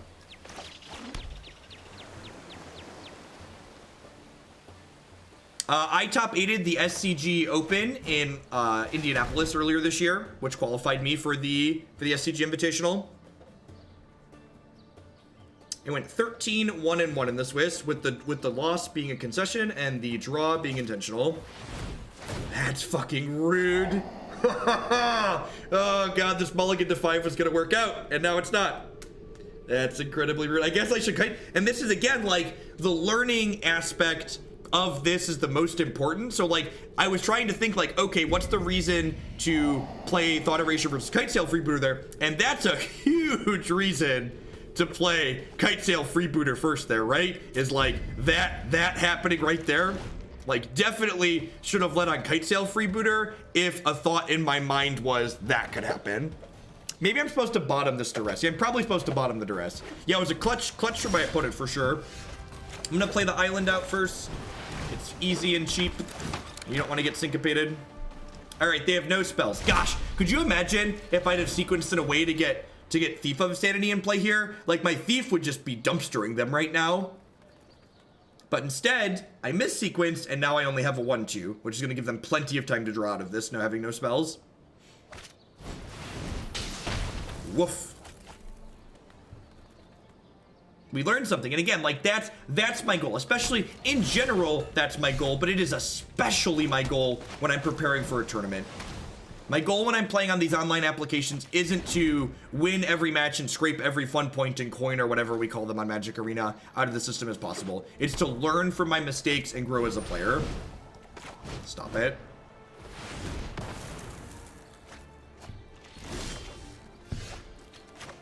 All right. The deck with 4 Niv Mizzets in it might top deck better than ours. And remember, this is a game where my opponent kept 7 and I mulliganed to 5. So the fact that we were even able to get into a top decking situation is pretty decent. The Basic Potato, thanks for the 6 months. I appreciate that. Welcome back. Yeah, having fun is definitely a good upside too. Yeah, probably move along at this point. The treasure map's gonna like their average card quality is already higher than ours, and like the map just increases it even more. It's at this hot cup of Yanite. Thank you for the Twitch Prime support. I appreciate that. Slag Blast, thank you for the re-upping for the 2nd month in a row. Welcome. They topped twice. That can't be good for me. I'm conceding to any threat at this point. Like Teferi, Niv, all of them. We'll just move along with our lives.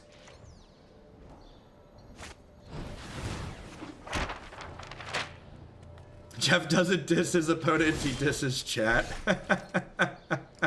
Alright, game 3. Is this the blue-black deck that I'm doing the Invitational? I think so. I like a lot of the things this deck is doing.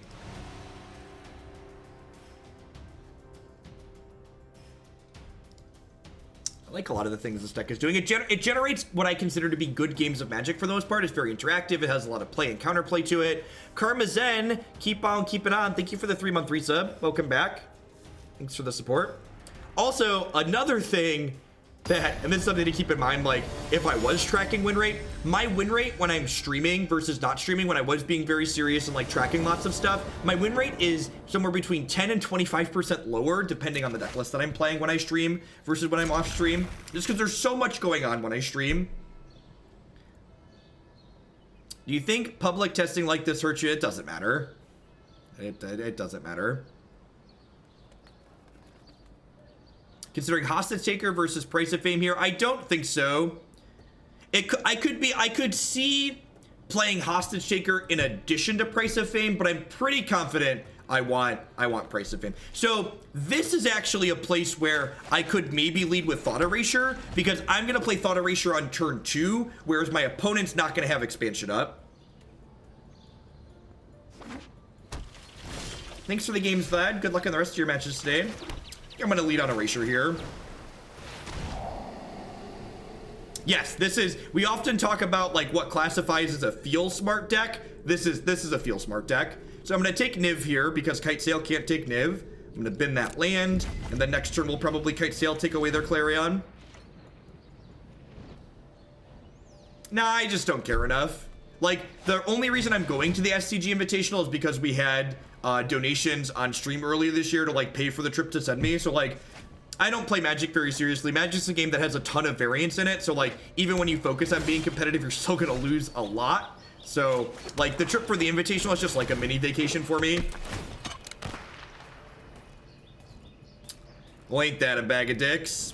I guess at this point, I take their treasure map because it's the card they can cast next turn.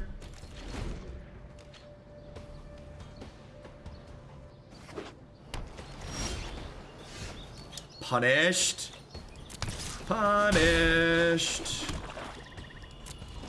What are feel smart decks? Feel smart decks are decks that are like tricky and have a lot of interaction in them. They're decks that like when you beat your opponent with them, you're like, yeah, I had this really sweet line and I did the thing. All right, so I think I have, do I have to give them the 2-for-1? I think I have to give them the 2-for-1 here. So like, I could just do nothing, but then like they're eventually gonna draw lands. If I play Fathom Fleet Captain, they're gonna die, they're gonna Clarion me.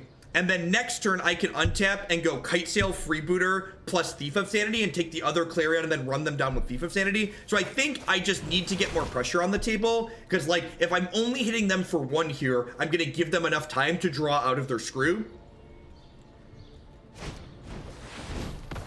We ionize that. Okay. Okay.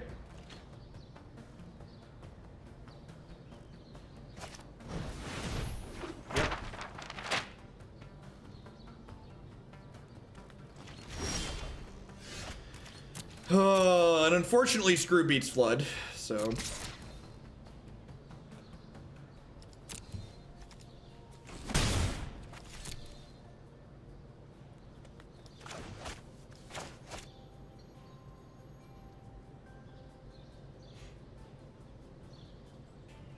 No, I'm pretty happy with one Unclaimed Territory, especially if I'm going to be adding... I think I'm going to add more Thought Erasures to the main deck, and Unclaimed Territory is pretty bad with that. So, here's the thing about Magic. You don't have to own all the cards to play Magic. Magic's a game where there's lots of... You can consider... Here's the best way to think about Magic. Think about Magic as each individual deck you play is a different game. And if you think about it that way, Magic's really cheap, right? Like, you can buy one deck for far cheaper than $60 and, like, play that deck for dozens or even hundreds of hours if it's a deck that you like. I'm gonna move along with my life now. All right, so let's, I think I'm gonna play 1 or 2 more matches maybe. I'm gonna swap all 4 Thought Erasures into the main deck. I think that's something I would like to try. The cast downs in the main have just been like so medium. While Thought Erasure has been very reasonable. Just gonna put all 3. So like my 75 is still the same right now. It's just I'm starting Erasure in the main and all the cast downs in the board.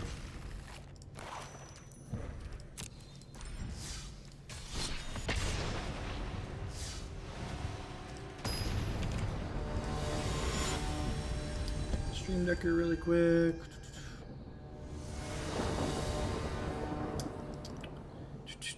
What does export do? Export copies it to my clipboard, so that way I can upload it to the Stream Decker overlay. It's fine. Not amazing, but fine. It's got, like, reasonable disruption in it, and then, like, some removal spells, basically, but it needs a way to generate card advantage.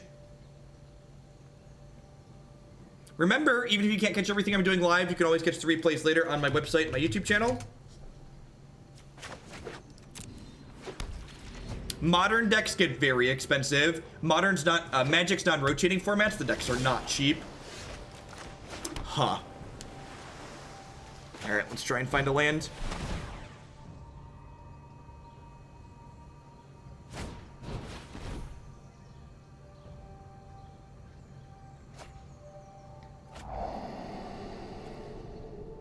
Vomit.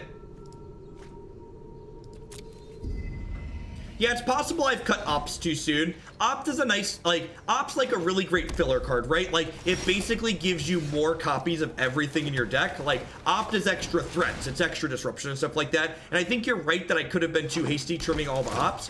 It's very possible that, like, I just want to do the swap that I just did here, which is, like, 2 Erasures, but then still keep 2 Ops again. So... I'm gonna take the Lava Coil here rather than the Shock, and the reason for this is Shock is my opponent's more flexible card, so I'd like to force them to shock the Kitesail Freebooter rather than forcing them to Lava Coil it, so I can kind of dictate which removal spell my opponent has to play on my creature.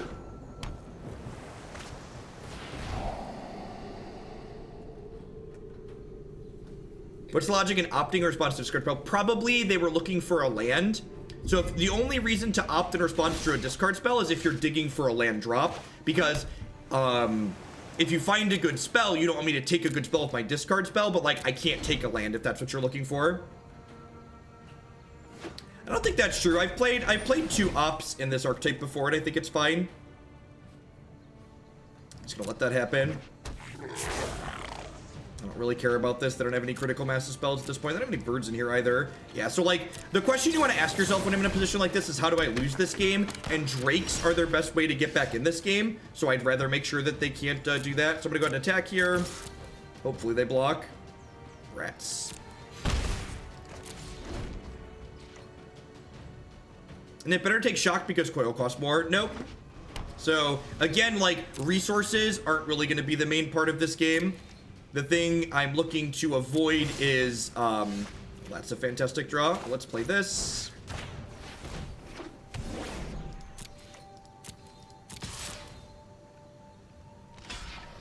I think the Sultai list with Carnage Tyrants is just a different deck, Isabus. I think I liked it more, but I don't think I will replace the Super Friends deck list with that, because that deck's not really a Super Friends deck, if that makes sense.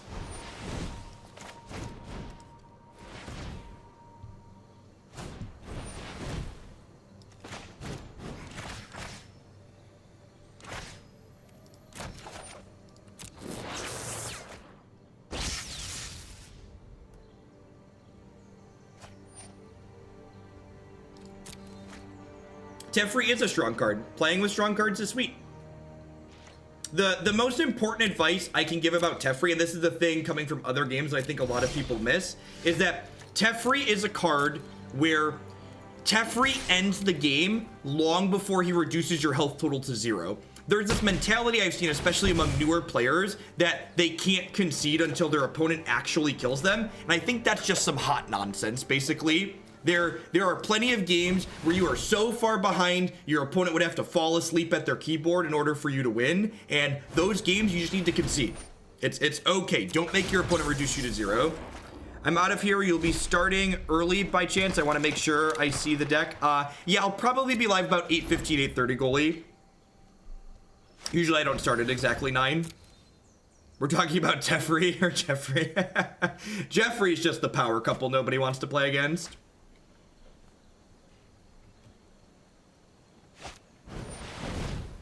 I'm just gonna dispersal this.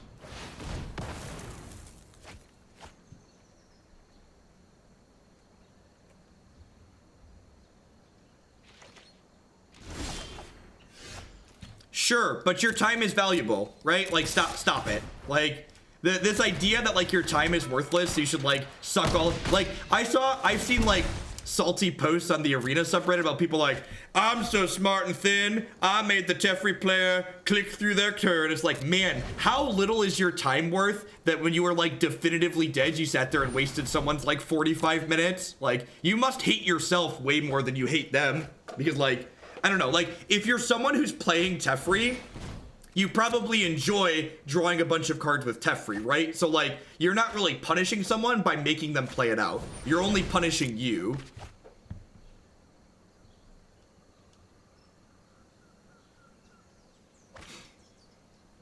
Bacon Bolt. Alright, Phoenix is coming back. That's fine. I have a hostage taker.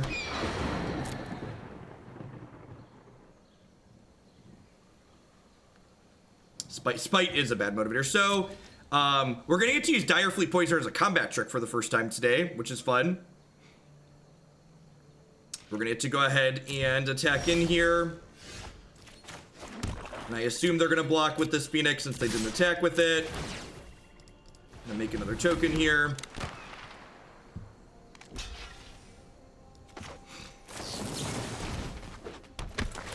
Especially, like, at this point in the game, where, like, the prizes you're playing for are, like, pretty insignificant. Like, just value your time and get to the next game. Just have fun playing Magic. You think the card should be changed, though? No, I think Teferi's fine. I think the card is more than reasonable.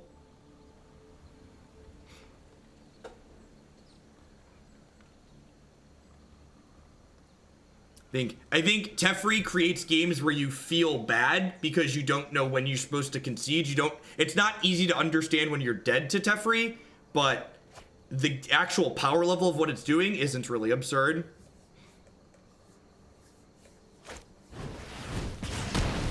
What's a good way to beat Teferi decks? Decks like this are actually tend to be good against Teferi decks. This and mono blue, green-black decks full of Carnage Tyrants. There's lots of good angles of attack for beating up decks that are playing Teferi. All right, so Hostage Taker here will allow us to deal lethal.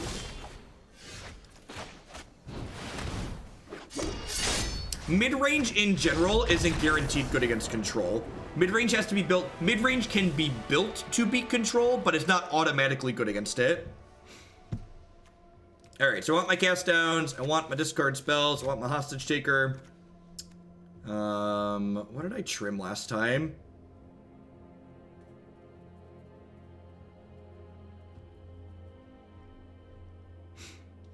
What did I cut last time we played this matchup? Was it Direfleet Poisoner did I cut?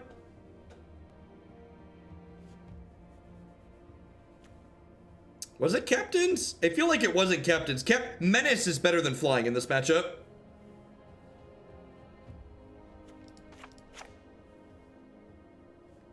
I don't think I want 4 ops, and Discovery is definitely a non-starter because it's just too much mana. I think I cut Poisoner last time. I definitely cut 2 Dispersals. Is cutting Poisoner right? Yeah, I guess it gets stonewalled by their stupid Goblin, which I really don't want to get stonewalled by. This seems fine. I like the big greedy green blacklist on my website, yeah. The one on my site has 4 Carnage Tyrants in it, right? Whatever green blacklist I was playing would involve 4 Carnage Tyrants right now. What do you think is a good answer to Teferi as an Izzet Phoenix player? Killing them, attacking for lots of damage. This was probably a bad keep.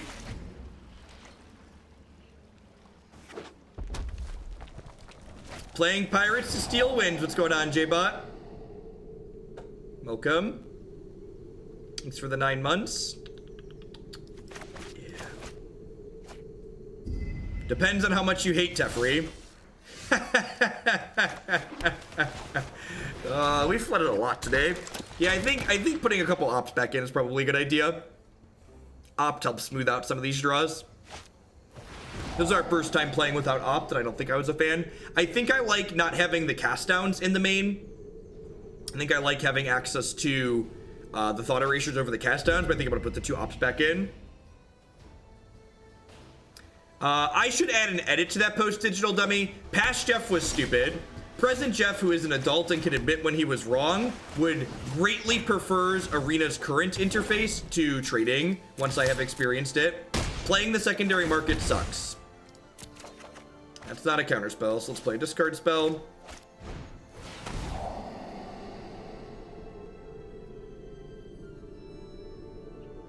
Huh.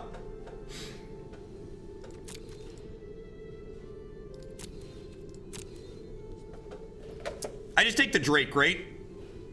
Like, this is just all about protecting the queen.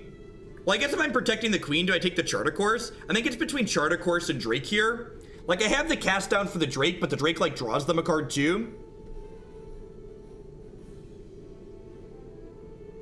I, like, really don't mind them tapping out for a Drake next turn. So, like, I'm gonna take the Charter Course because I want them to tap out for a Drake next turn, rather than dig for removal and find removal and kill my thing.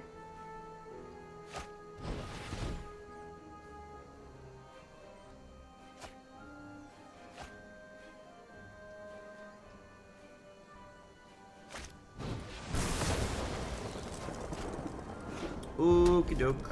I draw a land, I'm gonna concede. Move on with my life. Oh, Magic. You're a cruel mistress.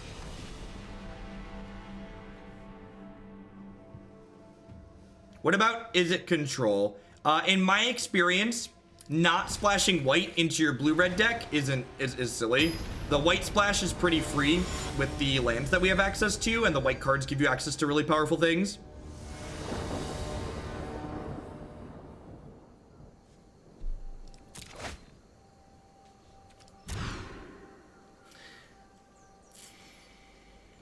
This hand's really good with the blue source. I'm definitely gonna keep it.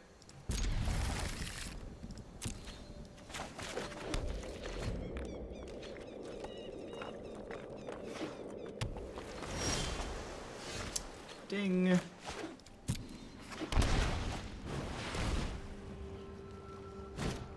What does tap out control mean? Tap out control refers to a control deck that generally doesn't play counter spells and is tapping out every turn to play its interaction.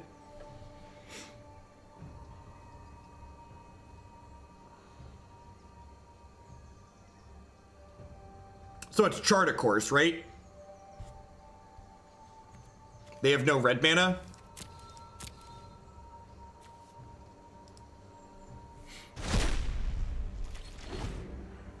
This is the part where they play a red source and then kill my freebooter. Ha-ha! Victory! Oh, that's so good. It's exactly what we wanted for Christmas, chat. That is exactly what we wanted for Christmas. All right. Please inject the card advantage directly into my veins. Oh, yeah.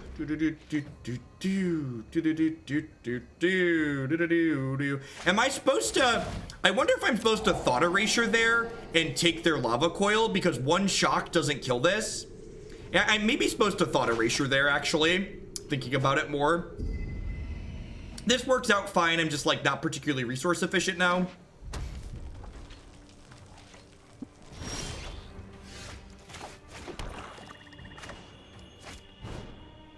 This Is there a refer a friend bonus on your channel? There is not.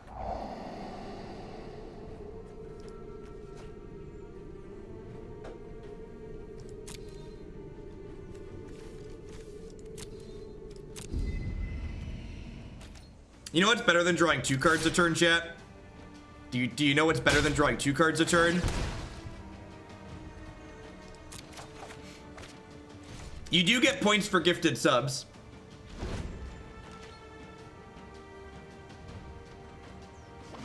Winning the game's actually the stone cold worst, because when you win the game, you're obligated to stop drawing cards. It's actually incredibly sad.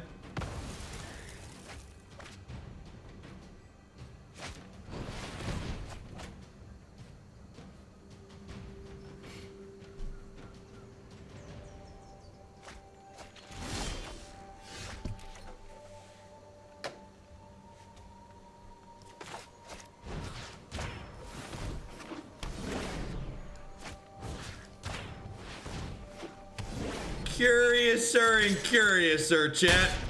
Curiouser and curiouser. Blue source, blue source. Oh, we're so unlucky. And this is what Magic's about, chat. Just have a good time. Just have a good time. Enjoy yourself. Magic's great. He's dead, Jim.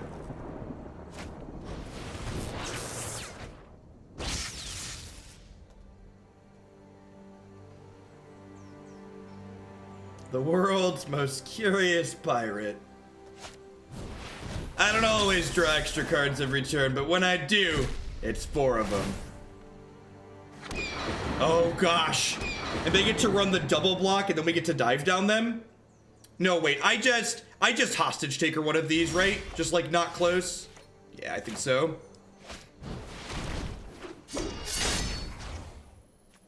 Awesome, Evan. I'm glad. Ewen, thanks for letting me know. I'm glad you're enjoying them.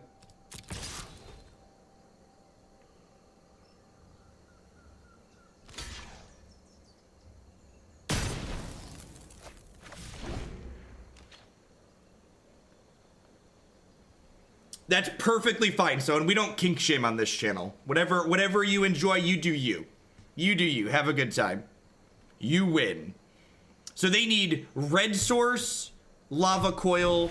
They need red source, lava coil, shock. So they have the shock. They need another red source and a lava coil here. Oh no! Oh no! Oh no! Oh no! Oh no! Chat! Oh no! Oh no! Oh no! The pride cometh before the fall, chat. The pride cometh before the fall. We played ourselves. We played ourselves. They're at 12, right? I just like jam this Arclight Phoenix down their throat, I think. I guess I could play like Thief of Sanity here, but let's just 5 them. It's fine. All those cards drew cards already, chat. It's cool. It's cool. One, that he was too curious for his own good. The curiosity killed the cat and the pirate, apparently.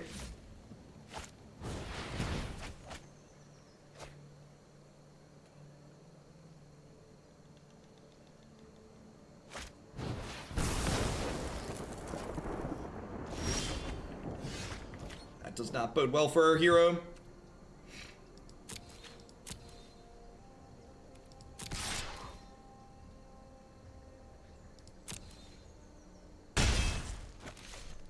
I just Thought Erasure plus Fathom Fleet Captain here. I guess actually this is wrong. This is probably wrong. Because they have these... I was thinking if I Thought Erasure them, I could prevent them from getting their bird back next turn most likely. But they just have so many radical ideas in their hand that that's not incredibly likely to happen.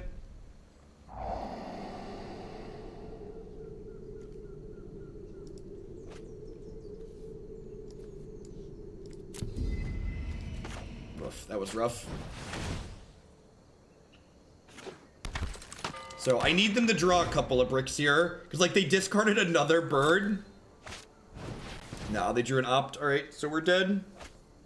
We're actually just we're gonna die with them at 1. Man, that's really unfortunate. I think it's possible I should have played the Thief of Insanity sooner. Yeah. Yeah, I got too far ahead, and then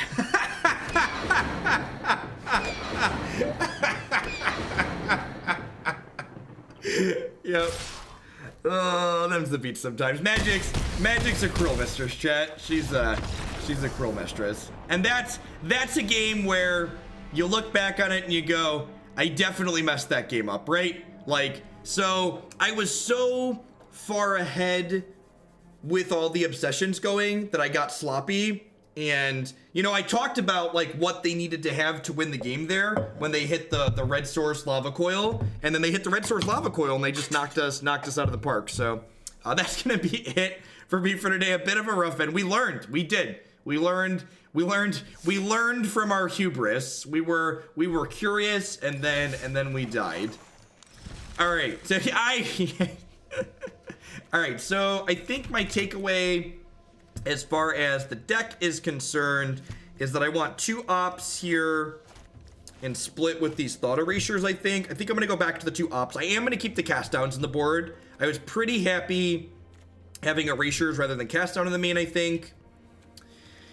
And as far as the sideboard goes, I'm pretty sure I want all 4 Erasures in my 75. It's possible that 6 discard spells is too many. I'm gonna trim my cast down in a Duress, like make this the sideboard. This seems fine. I'll probably update the deck list on my website after this, just to plug myself here at the end before we wrap up. I think we had some new people coming in. So if you go to my website, which is just jeffhoagland.com, I can put a link to that in chat. If you want to see more at the Pirates deck, you click standard decks here. There are a bunch of sweet archetypes up here. You can find my current deck list, which I'm going to update shortly to that build with the ops and the ones that we just had on my screen. You can find this here, and then down below there is a playlist. It looks like we played this deck 7 times before today on stream. Also, past the deck lists that are here on my website here for my standard decks page, there's modern deck lists if you like some of Magic's older formats. There's also a video button here if you click standard. This is basically every deck that I've ever played on stream in Standard and Arena. There's a ton of pages of it here. You can also find them directly on my YouTube channel. You can find deck lists for these videos in the YouTube video description to easily import into your Arena. I'd like to thank everyone for hanging out today. I'll be back with more Arena tomorrow night. I do Arena every Tuesday during the day, Wednesday evening, and Friday afternoon into the evening. And I'll be back tomorrow morning with some Modern on Magic Online. I'm going to find someone to host here really quick. So if you prefer to stay live on Twitch,